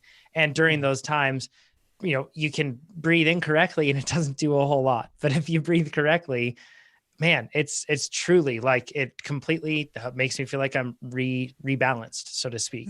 It's just huge. So this is a really rare topic where we're actually talking about something that you can do off the bike right now while listening to this and see the benefit. I just want to point that out really quick. That's cool. So in the midst of and after every single deep dive. So I've been all the time. Ever since Chad brought it up, I was like, oh, this whole segment I've been doing. Okay, so to close this out, the other half of my reasoning behind incorporating this into the in-ride instructions is to kind of convey that maybe not this directly, but indirectly, is that ventilatory fatigue is real. Those are muscles in there and they do fatigue and they can be conditioned, which is, a topic we're not going to talk about because it is a big one. But if you recall, many podcasts back, we talked about a physiological phenomenon called the metaboreflex, and which is effectively just when metabolic signaling actually restricts physical activity. And one of the reasons this restriction is imposed is because of diaphragmatic fatigue. And I linked to a study that I won't dive into, but if you're interested, go check that out. But within this study, or in line with this idea, is that when we get heavy arms and heavy legs, our extremities are basically underfed due to blood flow prioritization. I mean, it's far more important that we breathe than drive the pedals or, do bench presses, whatever it is. So weird. our breathing muscles are higher on that hierarchy, and that no one needs that explained to them why that is. But when we train the breathing muscles specifically, and we can do it within conditioning, we can also do it outside of conditioning, maybe make it really specific to them. We're training to make them more efficient. And we talk about efficiency a lot. We're just trying to get more bang for our oxygen buck. And this carries to our diaphragm as well. It may be an involuntary muscle, but it is under voluntary control and it does condition like a lot of other muscles. And then briefly, you asked about how we can make this kind of an automatic thing. Well, the road to automaticity is a long one. I mean, and it's with anything, it requires repetition. It requires consistency. Initially, it requires constant or a conscious effort. And Amber's described that process in great detail to where it becomes less conscious, and eventually there's like 4 stages we move through. But to put it another way, it's practice, practice, practice, right? And that's why you'll see these instructions crop up throughout so many workouts, because even within a single training plan, I might harp on this 8 out of 12 workouts within that training plan, because this is the point that needs to be driven home. Yeah, this is, I mean, listen to Chad. We all know he's wise. The more you can cultivate a better awareness of your breathing and training, the more automatic it becomes. And we talk about this all the time. The more habitual, like the more good habits you can build, the less cognitive load it will take to do the right things when it comes to race day or your event day. And that's just that is such a huge performance enhancer, is getting into good habits that, just like Chad said, become automatic. And a great example of this is, let's say you're a road racer. I know not everyone listening is, but as an example, if you're in the middle of a road race, I mean, it's intense. You're trying really hard to mentally focus on what's happening in the race, how you need to respond strategically. You're trying to remember to eat. You're trying to position yourself within the field. It's a lot. So if there's a lull in the racing, whether that's because a brake is off the front and the field is content to let it go, or there's a lull between attacks, it's a great time to just remember to take some conscious, deep breaths, just like we've all been doing during this deep dive, to calm your nervous system and reset a little bit, because it'll recharge your focus and your ability to go again when the racing picks up again. And those are amazing habits that if that can just become automatic, I mean, wow, like what a huge advantage right there. Absolutely. Yeah. Great points. Solid, actionable advice out of that one too. So cool. Let's get into rapid fire. Forgive me. Bill says, I'm learning a lot about fueling on the bike, and thanks for focusing on this. This is perhaps a dumb question, he says, but I bet others have wondered the same thing. It's not a dumb question. He says, if I burp while on the trainer, my heart rate always dips a few beats for a few seconds. Why does this happen? Thanks for answering our questions, even sometimes when the answer isn't going to make anyone faster. We're here for it. We'll just do no deep dive here, Chad, but you have an answer on this one. It's basically what Amber just described. So with the vagal nerve and our vagal tone, we're deciding the emphasis. So whether it's a sympathetic, which is the whole fight or flight, or a parasympathetic, the rest and digest, we can shift that emphasis simply by breathing. So on an inhale, you kind of facilitate the sympathetic emphasis, heart rate comes up a little bit. On the exhale, you facilitate or steer things towards the parasympathetic emphasis, and heart rate declines a little bit. So what I'm guessing here is that when you burp, it's effectively an exhale, and heart rate dips a little bit because you're shifting that emphasis. Now we all know. Our big questions are answered. Daniel says, are all watts created equal? Is there any difference in physiological benefit to riding on flats versus climbs? For example, would my muscles benefit more from doing an hour of sweet spot on a 5 to 6% climb in contrast to an hour of sweet spot over a flat course? Amber, what say you? I mean, I'll just say it feels different. It really feels different. And you have a slightly different position on the bike just because your center of gravity is in a different place. So there is a specificity to the motor pattern differences between being on a climb or an incline versus being on a flat. So definitely there is a difference. It's not huge, but you'll feel it for sure. You'll be using some muscles slightly more relative to other muscles, and it's subtle, but if you really pay attention, you'll notice it. You're producing the same amount of work. You're doing that. Yes. That's the same. Right. But in terms of how that work is made, it's almost the same, but there is some difference within that for sure. Enough of a difference that you'll definitely notice it. Yeah. And for what it's worth, I see a lot of athletes just do if they're training outside, they'll just do all of their work on climbs, which heck, if that's the specificity that matters on race day, go for it. But I think it's really valuable to do both. Just a little 2 cents there. Chad, you had some thought on, oh, sorry. Yeah. I was just going to follow that up and just say mental and physical component too, right? Like if you have the confidence because you've been doing hill repeats and you can put out this power on a hill, when you see a hill, you're going to be a lot less intimidated by it, right? Than if you've been doing all of your training on the flats, and vice versa. So it's good to mix it up a little bit, if only to remind yourself that you're perfectly capable of handling high power output on any terrain. Yeah. Yeah, interestingly, this is an area where it's as much about physiology as it is about physics. And anytime I hear that word physics, I pretty much tap out. But there's so much information on this particular topic. This is a very hotly contested. I mean, people love to talk about this in forums, and it comes down to inertia, gear ratios, peak crank torque, cadences. I mean, all these things are folded into one paper that I linked to. And I'll quote from it: crank inertia increases as a quadratic function of the gear ratio, right? So there it is. I mean, now you know. Quadratic. You said it. You said it. Mic drop. Yeah. But thanks, physics. Since this is, rapid fire, not a deep dive, go ahead and dig into that paper. Sure. We'll link to that. Ethan DIY says, deep dive. Yeah, seriously. Have fun. Ethan says, for those of us who aren't racing or may never enter a race, but would like to get into the best shape possible on the bike and are interested in TrainerRoad, can a training plan be made for those particular people? The answer is yes, and it already exists. We have them. They're called enthusiast plans. If you use Plan Builder, it won't include those plans. You can also just use Plan Builder as well and just say you want to train for a specific type of cycling, and it will train you for that. It's not going to train you to be a racer necessarily, right? It's going to train you to be that sort of an athlete. So those are kind of like the two main options that you can do there. So anyways, hopefully that answers that one. And we get that question not irregularly. So hopefully that helps folks that have that question.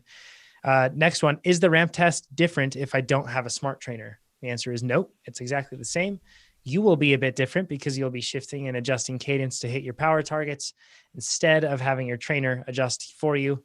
I do all my training on just a pair of standard rollers. And oh gosh, if I don't answer what that is, I'm going to get overwhelmed on Instagram with DMs on what they are. But they're the Elite Quick Motion Rollers. I should probably just put that in my Instagram bio because I get that question like 10 times a day. But Elite Quick Motion Rollers, but they're not smart. So I just shift and adjust. And actually, can I take a quick moment right here to talk about a ramp test that I did just recently, or just this week? So I took a ramp test, and in the ramp test, I got almost like a 10% increase. It's been a while since I've taken another ramp test, and I took the first one. I was sick. I had some time off training, and then I took the ramp test. So yes, it was probably low, but to be honest, that's where I was. So it didn't matter. And it gave me the accurate training. I had the best training block I think I've ever had in the past 5 or 6 weeks. Like, it was so good. But I just want to remind everybody how hard you have to push in the ramp test. Like, it doesn't hurt until the last 5 minutes, but you have to really require a lot from yourself mentally. It's almost like less. I don't know about anybody else, but when I'm doing a ramp test, it's so fatiguing up here. Like my nervous system thereafter and my brain just felt like fogged for the rest of the day. It was pretty rough. So I just want to remind everybody, if you're taking the ramp test, have the ramp test coming up, you really like you can do it. First of all, you can get this much out of yourself. You're going to do it. You're going to do a great job with it. And you have to require a lot of yourself, and it's okay. You can do that. So, but that's how to get the best ramp test result that represents where you're at, is to require a lot of yourself in that moment. I probably had 6 quit points where I was like, yep, I'm done. And one of those hit when I hit my old threshold. So that just shows you, I felt like it was a bad day, but I just kept saying, no, it's okay. I'm doing this. I can keep going. No, it's okay. I'm doing this. I can keep going. So anyways, quick thoughts. Enjoy your ramp test, people.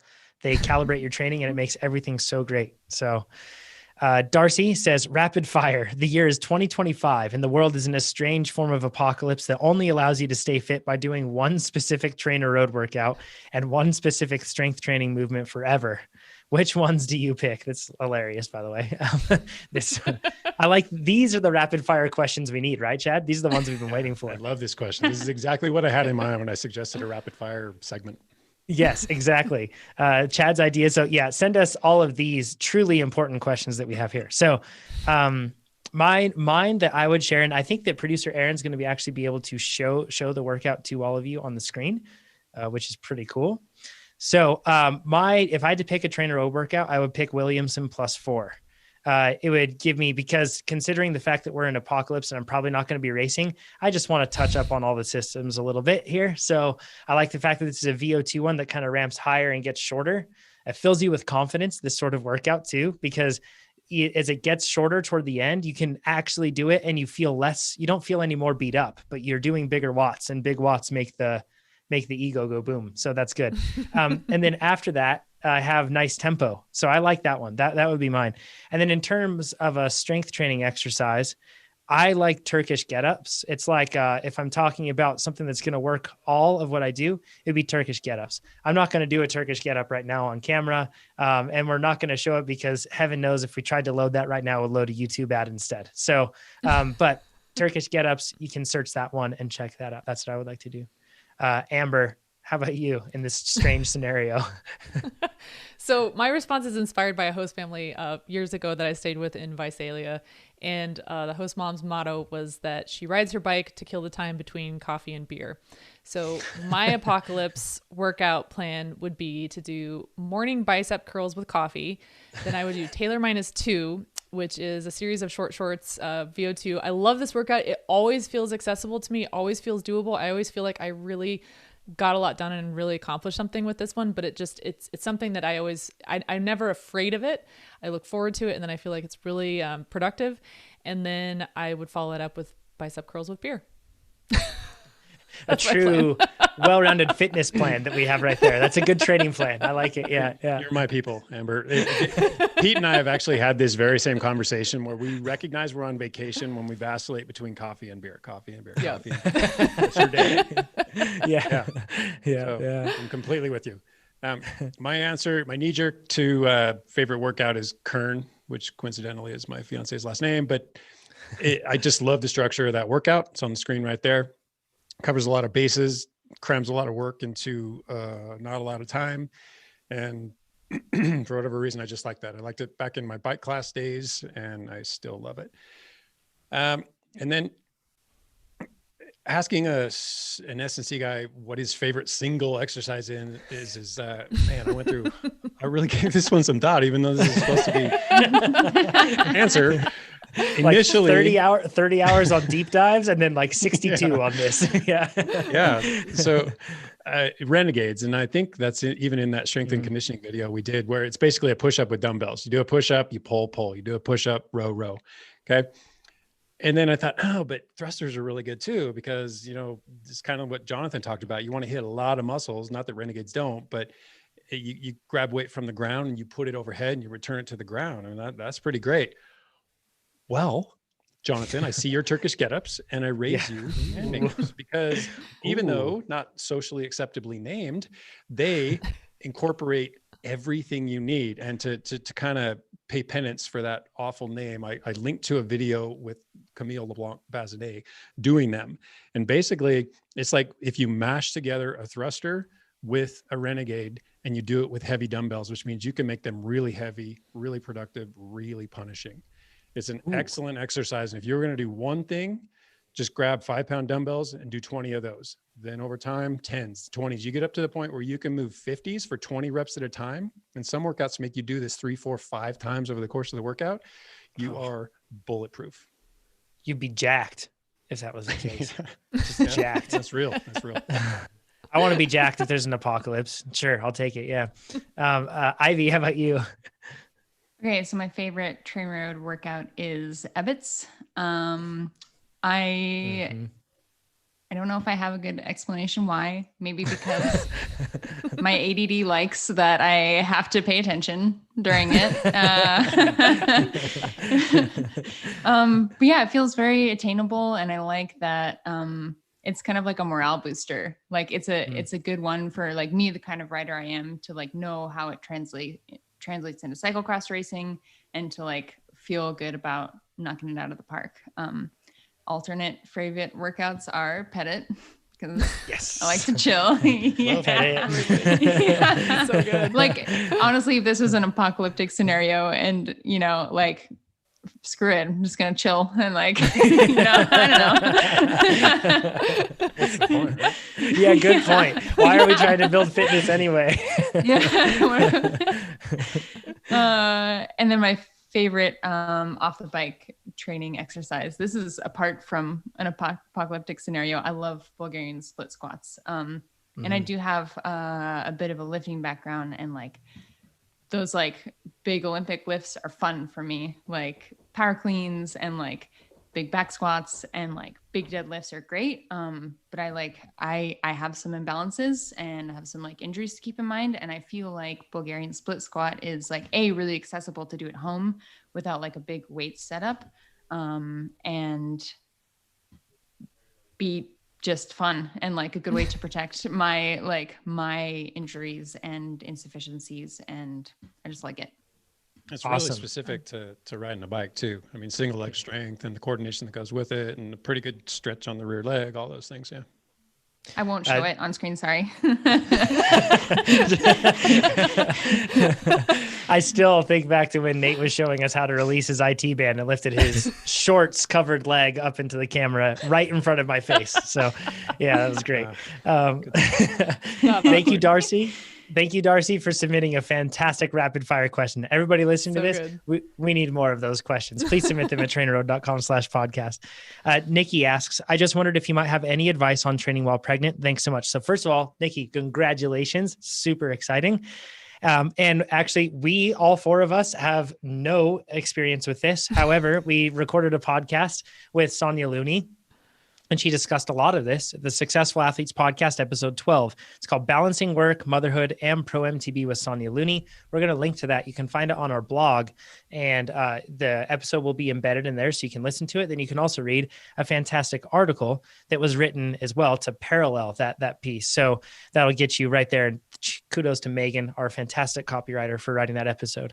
So that's, and she provides some great what's worked for her in general principles. The only thing I will say of having my wife, as we have a kid and having gone through that whole process, is it appears to be extremely individual. So, but what an exciting process it is. So Nikki, congratulations. Super exciting. Okay. We're going to jump down to Dustin's question. This one says, how do 0-calorie caffeinated beverages like Coke Zero affect energy systems? Does their ingestion have an effect on fasted training? This is, once again, a fantastic question. I love this one. Yeah, if it's such a short question, I got quite a long answer for you, Dustin. So first off, this was one of those that, I wondered myself. So I totally went down a rabbit hole on this one, not to be confused with a rat hole. I mean, this was like a mind-altering, eye-opening experience. It was informative on a lot of levels. Well, Chad, can you first inform us would a rat hole be if we were like, actually, no, let's not do that because we'll offend somebody. So no, I mean, people interchange those. Rat hole being, kind of unproductive and takes you into scary territory, whereas rabbit hole is more linked to Alice in Wonderland and wondrous and enlightening in nature. Yeah, sure. Chad, you're living in 2020. You're living in 2040 and I'm just back here in 2020. Sorry about that. Yeah. Okay. So Dustin, a couple quick answers before I get into the long answer. First off, you're talking about aspartame, and the acceptable daily intake is designated or pinned at 50 milligrams. So to put that in context, the 150-pound person, 68-kilogram person would have to drink literally 20 12-ounce Coke Zeros. So honestly, I think if you're drinking that many Coke Zeros a day, you have a bigger concern than what the ADI is for aspartame. Secondly, keep in mind that a lot of these things have to be observational in humans. So they can only collect data. They can't run an intervention and give people mega doses of aspartame and see what it does to them. So they have to conduct studies on, a lot of the times, rodent models. And unfortunately, their metabolism doesn't carry to humans. So we can extrapolate findings and make assumptions, but largely we have to look at observational data. And my point here is that just because observational data says 50 milligrams is the high end of what's safe, don't necessarily push those bounds. Secondly, we're going to refer to them as non-nutritive sweeteners because not all of them are non-caloric. Some of them have minuscule amounts of calories or energy, and not all of them are artificial. Look at stevia. Another term that gets used is low energy sweeteners. We're just going to call them non-nutritive because it is safe to assume that you're not really gaining any nutritive value from them. Yeah. Okay, so in terms of energy systems, you probably see where I'm going. If these are non-ish caloric, non-ish energy containing, then there's no muscle fuel. So on top of that, non-nutritive sweeteners are often used as or as part of the carbohydrate placebos in interventional studies. So if they want to see what, a particular sugar does, or combination of sugars, or a dosing intake, and they need a control against it, the placebo group usually uses an artificial sweetener. So it doesn't say that there isn't anything going on, but it does say that we're probably not getting a lot from artificial sweeteners in terms of muscle energy. So the short answer is that non-nutritive sweeteners are not likely to make you faster. And sadly, that's kind of the end of this, what would be a deep dive, just not a lot of meat on that bone. So instead, I say, let's ask another question. Let's look at, can taste itself be ergogenic? And this is actually the title of a very recent study by Russ Best and colleagues, where they basically looked at, can the brain impact performance? And we know quite well that it can, or, we all feel quite strongly the science definitely supports it. So more specifically, do taste receptors influence the brain and thereby help us gain some performance enhancing outcomes? So the evidence says yes, and it happens via a number of avenues, actually. So there's the sweet route, there's the carbohydrate route, regardless of sweetness. Bitter tastings have actually shown some influence on performance, thermally different, I guess, everything from menthol to capsaicin. So both ends of the spectrum have shown ways to affect the brain that actually alters performance. So within this particular paper, Russ asks or cites another paper basically regarding, does our central governor, our brain, have a sweet tooth? And this is a 2014 study by Louise Burke and Ron Mon. And it's actually quite interesting. And I linked to it because it's absolutely worth reading. And a lot of what you're going to hear, or some of what you're going to hear, is culled from that paper. But to be clear, the focus here is on carbohydrate-like effects during exercise. Okay. But before we get to that, let's talk Splenda really quickly. Splenda specifically. So 2007 study used female athletes, and they compared sucrose. So, actual sugar, what is that? That's a disaccharide. So what is that? Fructose and glucose combination. But anyway, sucrose to sucralose. It's counter. It's non-nutritive sweetener counter, which is Splenda. So sucrose v Splenda. And they wanted to look at the effects on brain activity. So what they found was that the perception of sweetness, so basically the subjective liking of it, was similar across both sweeteners, and it correlated to concentration. So the higher concentration, the higher liking, the higher subjective approval. But more objectively, when they looked at brain imaging, they noticed significant brain activity with the sucrose, the actual sugar, in 10 of 10 regions of the brain. The 10 regions they were looking at saw activity in all of them, but with sucralose, only activity in 3 of those 10 regions. And of particular importance here is the lack of midbrain involvement, which has a lot to do with motor control. So relevant to us. So one takeaway is that sucralose activates reward circuits, but it may not satisfy sweet cravings. And this is of concern with people who are using it for weight loss or sugar avoidance. Right. This is why, that this is like putting pieces together now as to why they can be so habit forming and become almost like a reliance in that. It's common to see that, in other words. Yeah, for sure. Yep. Huh. Wow. Another takeaway is that sucralose didn't activate, or I guess my takeaway is that sucralose didn't activate any part of the brain that makes us go fast. So let's move on to actual carbohydrates. And this kind of ties to the whole. This is where my view of just because you can, with early morning workouts, yes, you probably can get through that workout, even if you don't ingest sugar prior to or sugar over the course of, you can get through it. If you look back to Oscar Juckendrup, way back in 1997, they took a carbohydrate and electrolyte combination and looked at its benefits over an hour time trial, or roughly an hour time trial at 80% of VO2 max. So basically we're talking about a threshold workout. So an out and out time trial. And what they noticed is that there's a benefit in performance during even these short, intense efforts, which up until then, they had only seen benefits with carbohydrate over more moderate, longer events. But the benefit was not derived from raising blood glucose or carbohydrate oxidation in the muscle. So the takeaway there was that carbohydrate benefits both high intensity and moderate intensity work. And this was a bit eye-opening at the time. This study was possibly confounded with the fact that they also had electrolytes in the mix, but I did find a later study where they isolated electrolytes, combined it with carbohydrates, had a placebo, all that. And they kind of pulled electrolytes out of it. Problem is a couple of years later with McConnell in 2000, they looked at the effect of carbohydrate ingestion on glucose kinetics. So actually the change in blood sugar during intense exercise of, again, roughly about an hour. They had them working at roughly the same rate, 83% of VO2 max, which is, again, is very close to functional threshold power.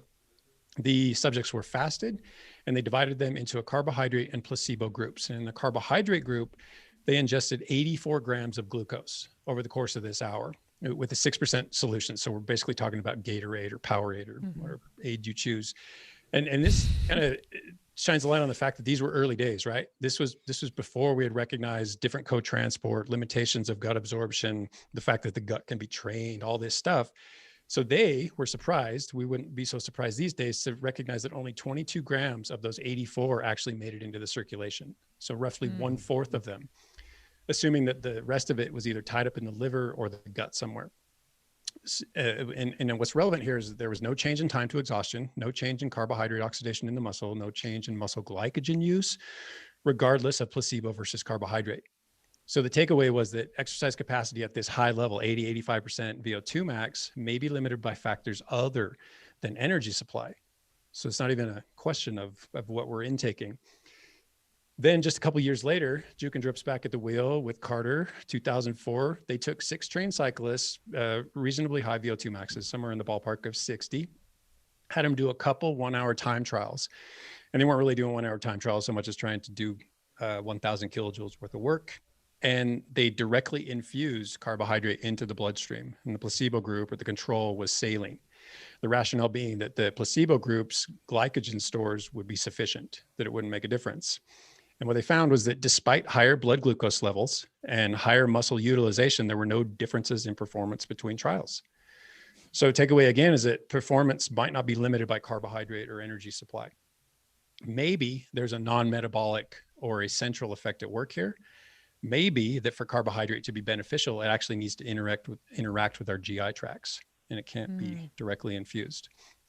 So enter mouth rinse studies. And this is where things get, I think, exciting for most people, because we've all heard about this and we've all wondered, man, is there anything to this?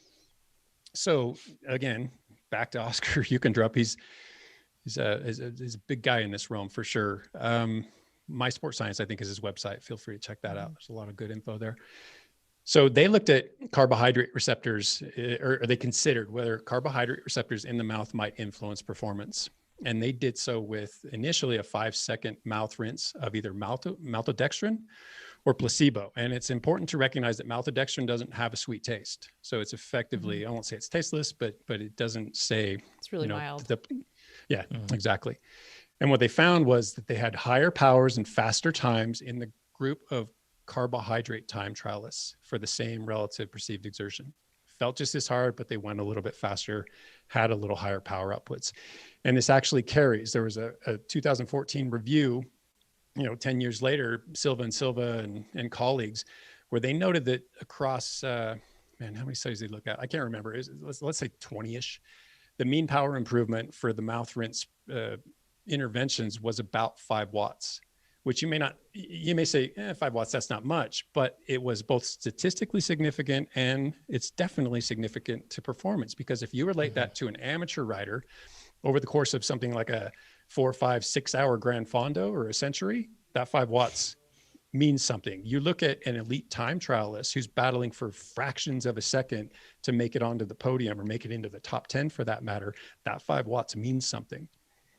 So the takeaway is that improved performances may be due to increased central drive and or heightened motivation. Both of those things being important. Central drive a little beyond our conscious grasp, heightened motivation definitely within it.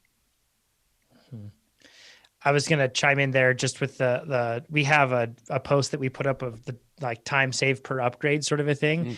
And we compared 10 watts even on 40K TT, and 10 watts for that even can get you 55 seconds. So in terms of time saved.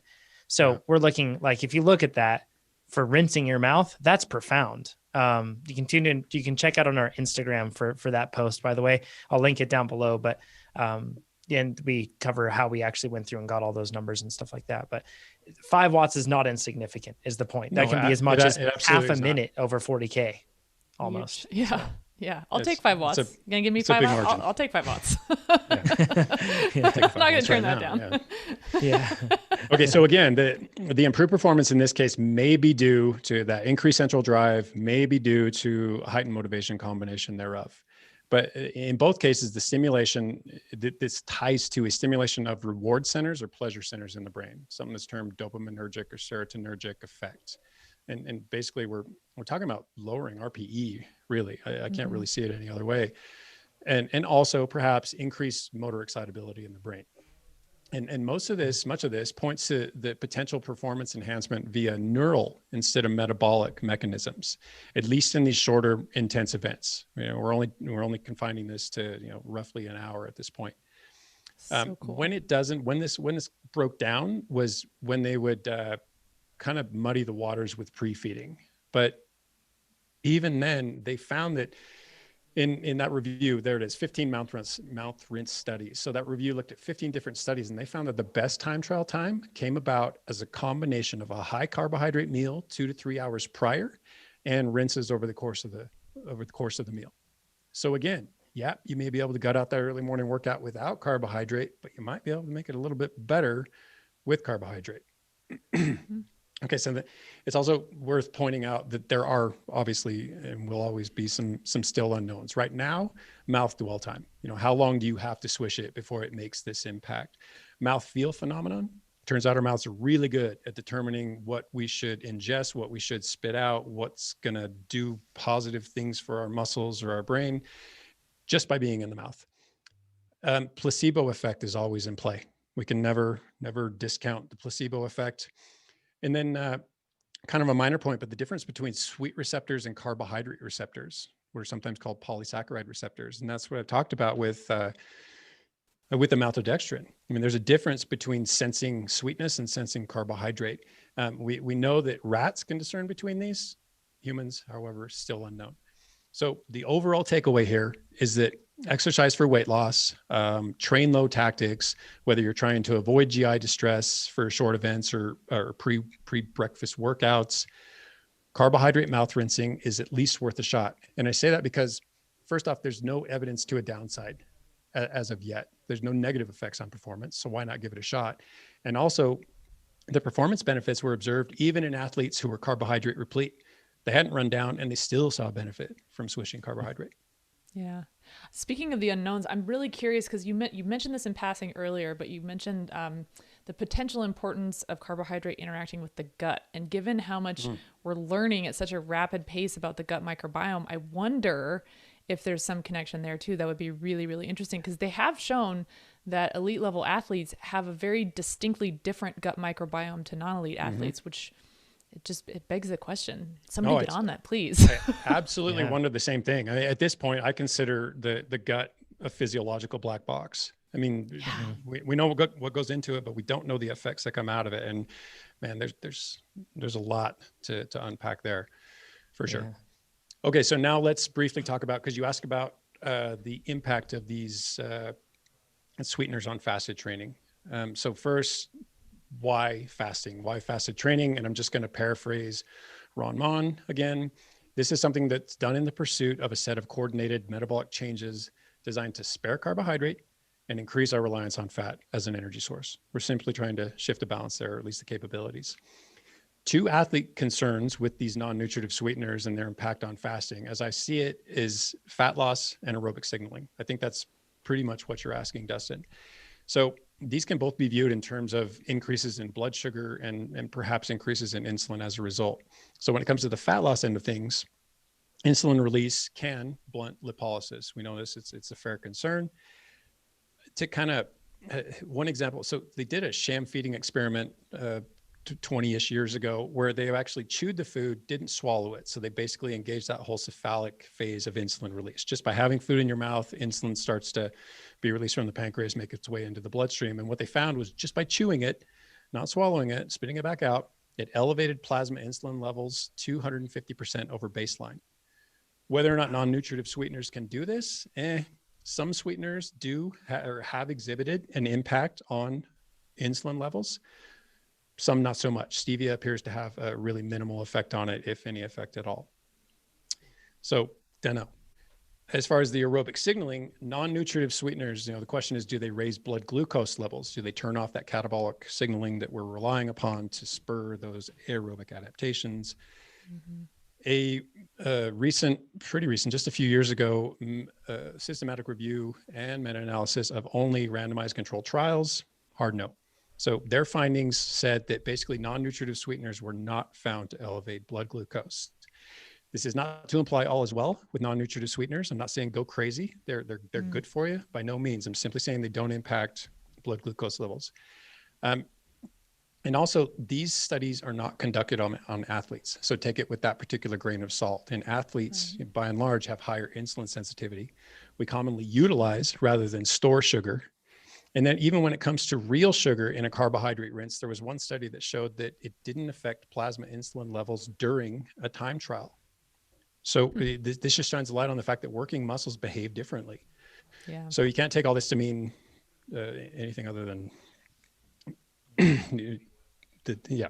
Anyway, so I also want to point out that there are some limitations with this particular meta. They looked at non-nutritive sweeteners alone. So the assumption being, I guess, that it's coming from a can of soda and they're not eating it with or consuming it with anything else. So it's not part of what's termed a food matrix. Typically, these sweeteners are going to make their way into our bodies in the accompaniment of something else. They only looked at them entirely on their own. They only looked at them in fasted subjects. They didn't look at any subjects with any form of metabolic disorder. They didn't look at obese subjects. And as we talked about, they didn't account for the gut hormone impact. So it does have its limitations. Yeah. I also just wonder where Dustin's question is coming from. Like, why Coke Zero, No, I mean, just like, yeah, like, are you trying to lose weight and trying to like cut calories out that way? Do you want a source of caffeine that's like not coffee because you don't like coffee? I just wonder why Coke Zero and why a soda. And I'm not a nutritionist or a scientist, but I wouldn't drink soda or something to that effect enough to where I would consider whether or not or how it was affecting my energy systems. Like, soda is not meant to nourish us. And I think that's kind of important to keep in mind about the things we eat and drink when we're athletes, is what it's meant to do. Amber, nutrition queen about nourishment, like, we should consider whether this stuff is nourishing us and what our purpose is in drinking it. And if like you're just trying to get sugar or like you have a sweet tooth and I mean, like Chad's aforementioned research, like Coke Zero is not gonna satiate that. Yeah. It's Maybe almost like soda. it's like a placeholder, I feel like, in a lot of diets that a lot of people have.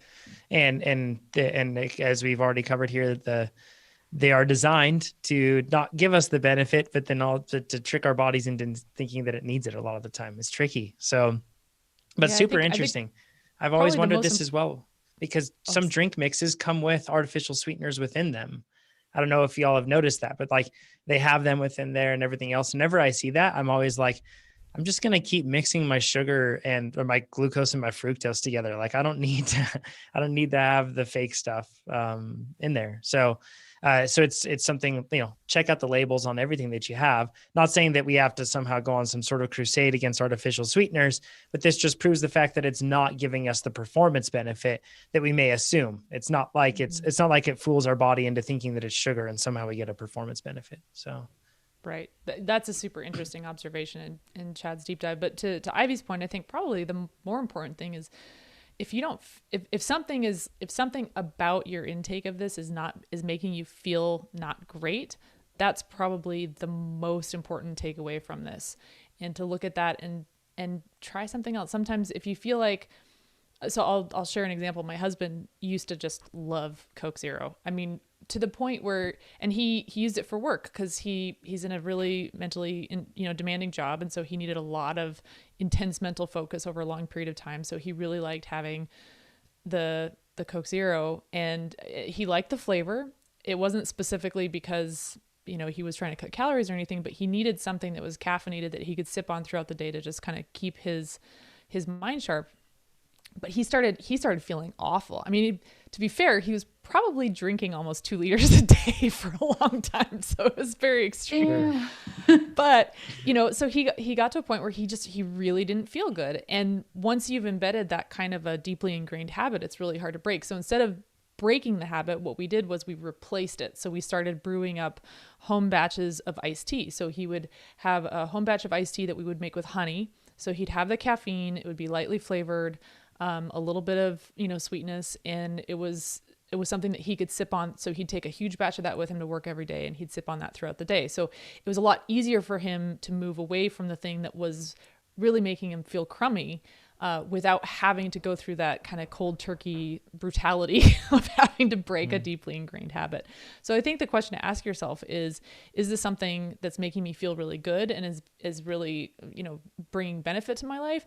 And if it's not, if it's something that's making you feel kind of crummy, then, experiment. Again, just experiment. See if there's something else that might be something that you could replace it with for a little while, and see if you feel better. Mm-hmm. Yeah. Great tips. Let's stay on the path of nutrition for our last question from Paul. He says, what's the best way to consume calories throughout the day? Let's say I consume 3,000 calories in a given day. Does it make a difference if I consume 3 meals of 1,000 calories each? He mentions 3 Popeyes chicken sandwiches and fries, right, Nate?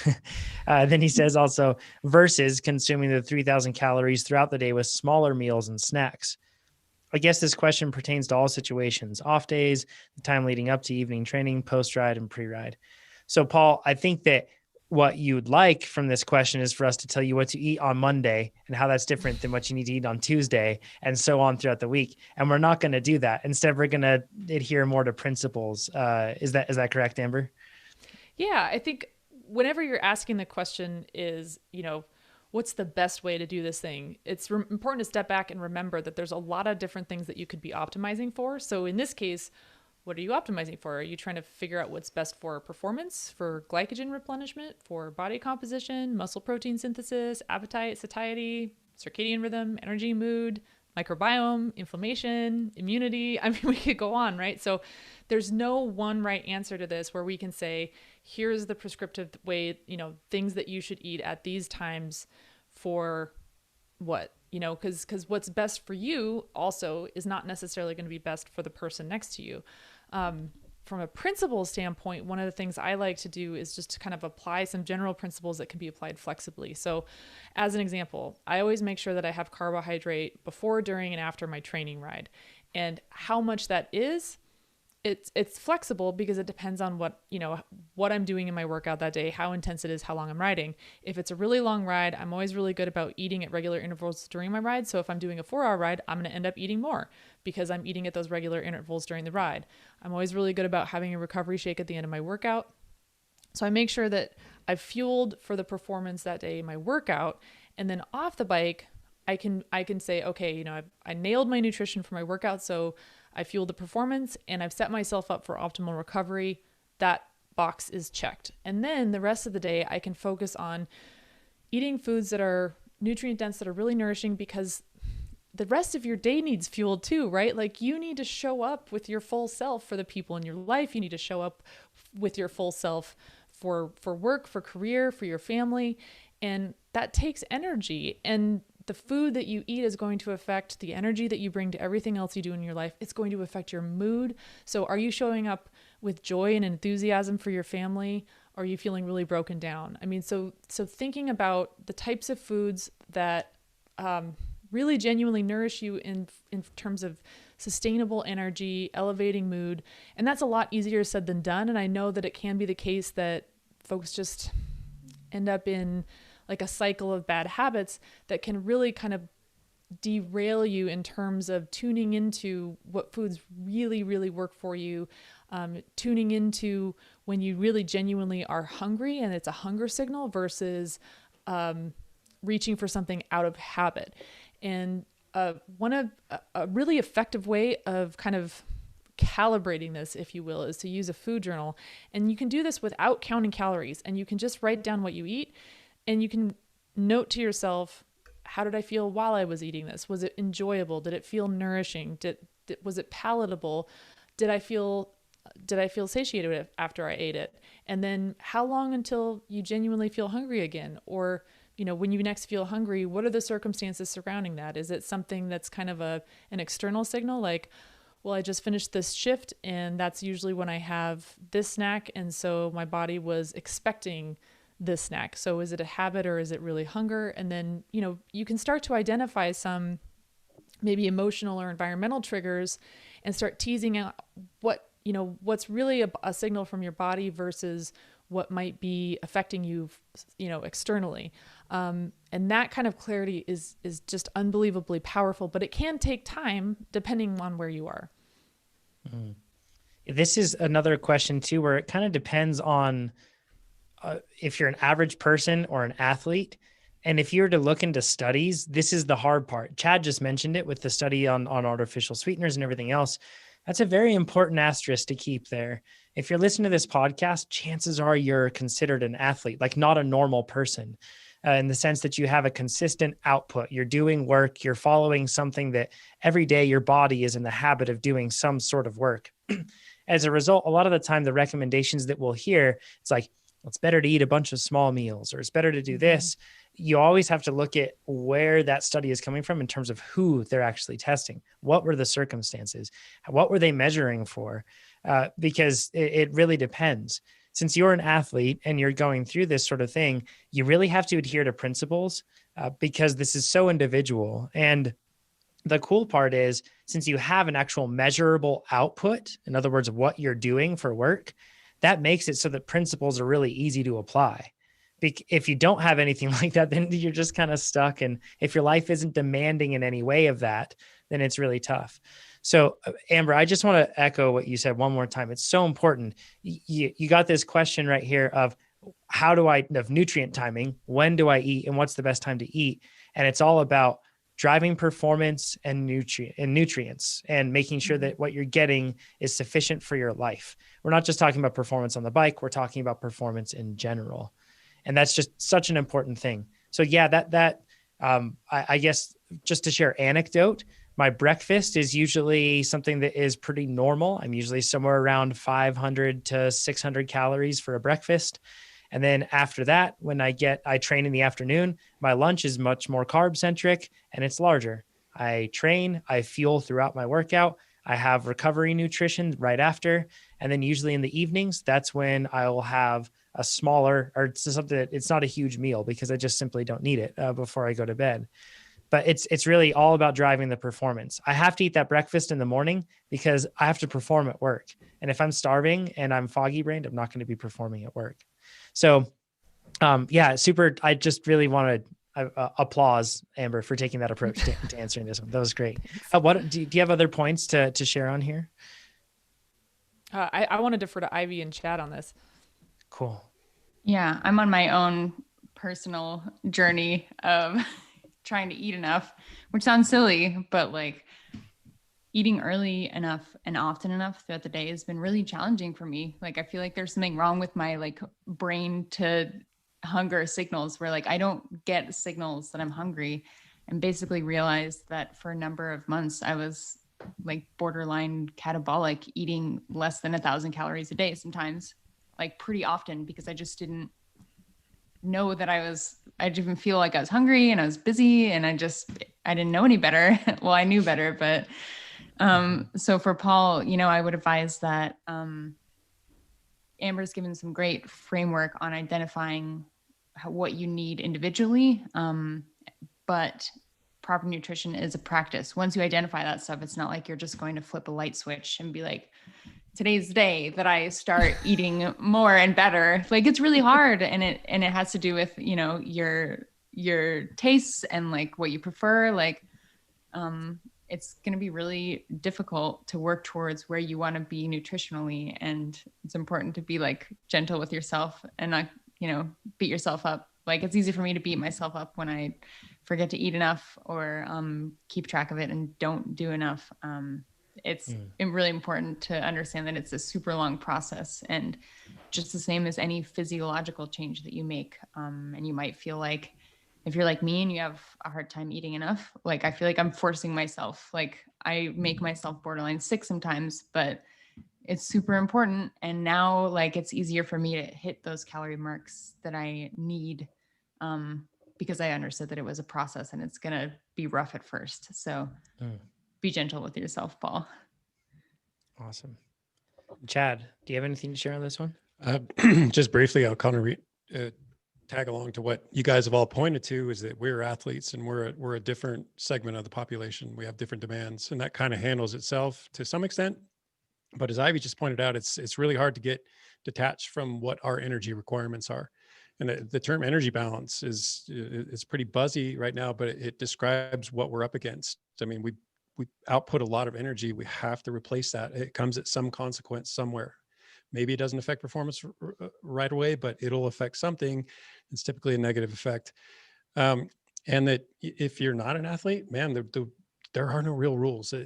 Most of the research supports that it doesn't matter what your eating pattern is, at least not for body composition and fat loss. And Amber linked to a study in here too, that says you can, and I chuckle every time I hear this term, but you can adopt a snake diet, right? Where you eat once a day. You get all those 3,000 calories in a single diet, and you just let your body kind of make use of it over the course of the rest of the day.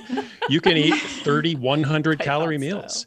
Neither of those things are really going to have a big impact on body comp and fat loss.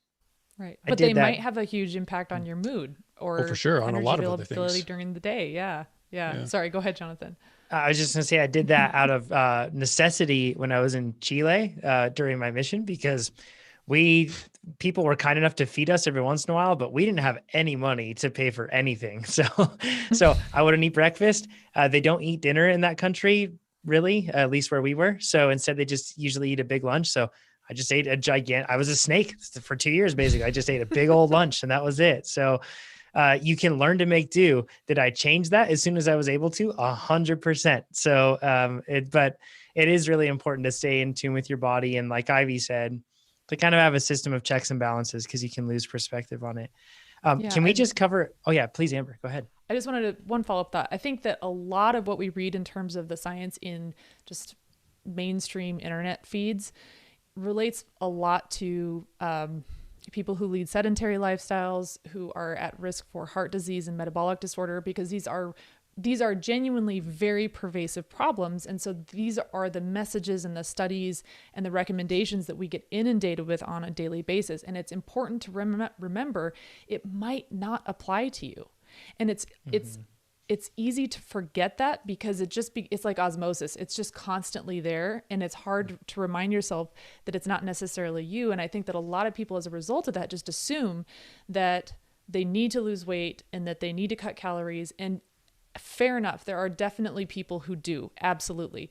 But like Ivy just pointed out, which I think is so important, is that there are people who are already under fueling who would do well to bring on more. And it's hard.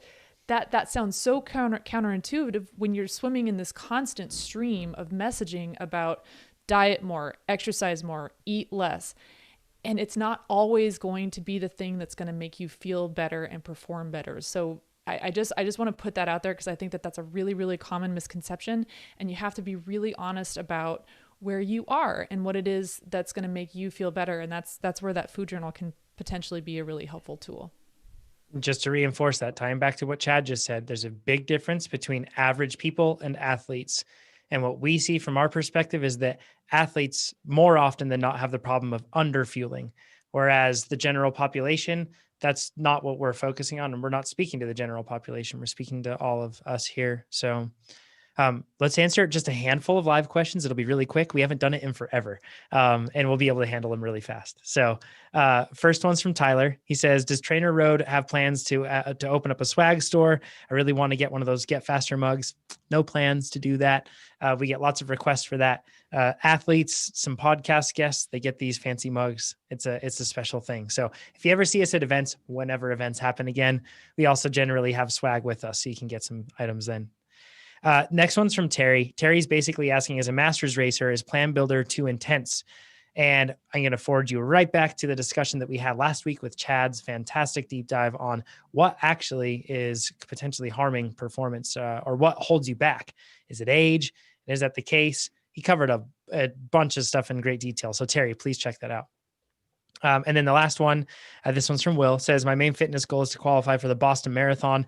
How do I work in consistent cycling or using TrainerRoad while not compromising my running workouts? I think there's 10,000 Wills, or Will, you just make up different names and send in this question to the podcast all the time, because I feel like I read this question all the time. And so anyways, you got to prioritize. If you're really focused on Boston, then focus on that and do your run training there. Don't let your cycling training start to get up to the point where it's increasing any sort of excess fatigue. If you still care about cycling and want to do that just the same, then you just have to prioritize. That's the key. It's all about priorities. Chad, do you have any other insight on that one?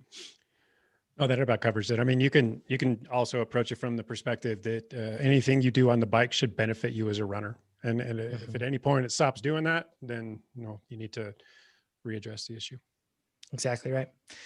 Great. Thanks everybody for joining us this week. Thanks hosts for putting in so much work and sharing everything that you shared this week. It's awesome. So if you're listening to this podcast, go to trainerroad.com/podcast, submit the questions that you have this week, including the absolutely essential and the need to answer rapid fire questions that we need to talk about, like fake apocalyptic scenarios. Please send in more of those. Those are fantastic. Beers with Chad questions. Yes, exactly. Beers with Chad questions. Send those in. We don't have another Beers with Chad. Like, I think that the amount of work that I do would be halved by just fielding Beers with Chad's questions. Just steer them at the rapid fire. Yep.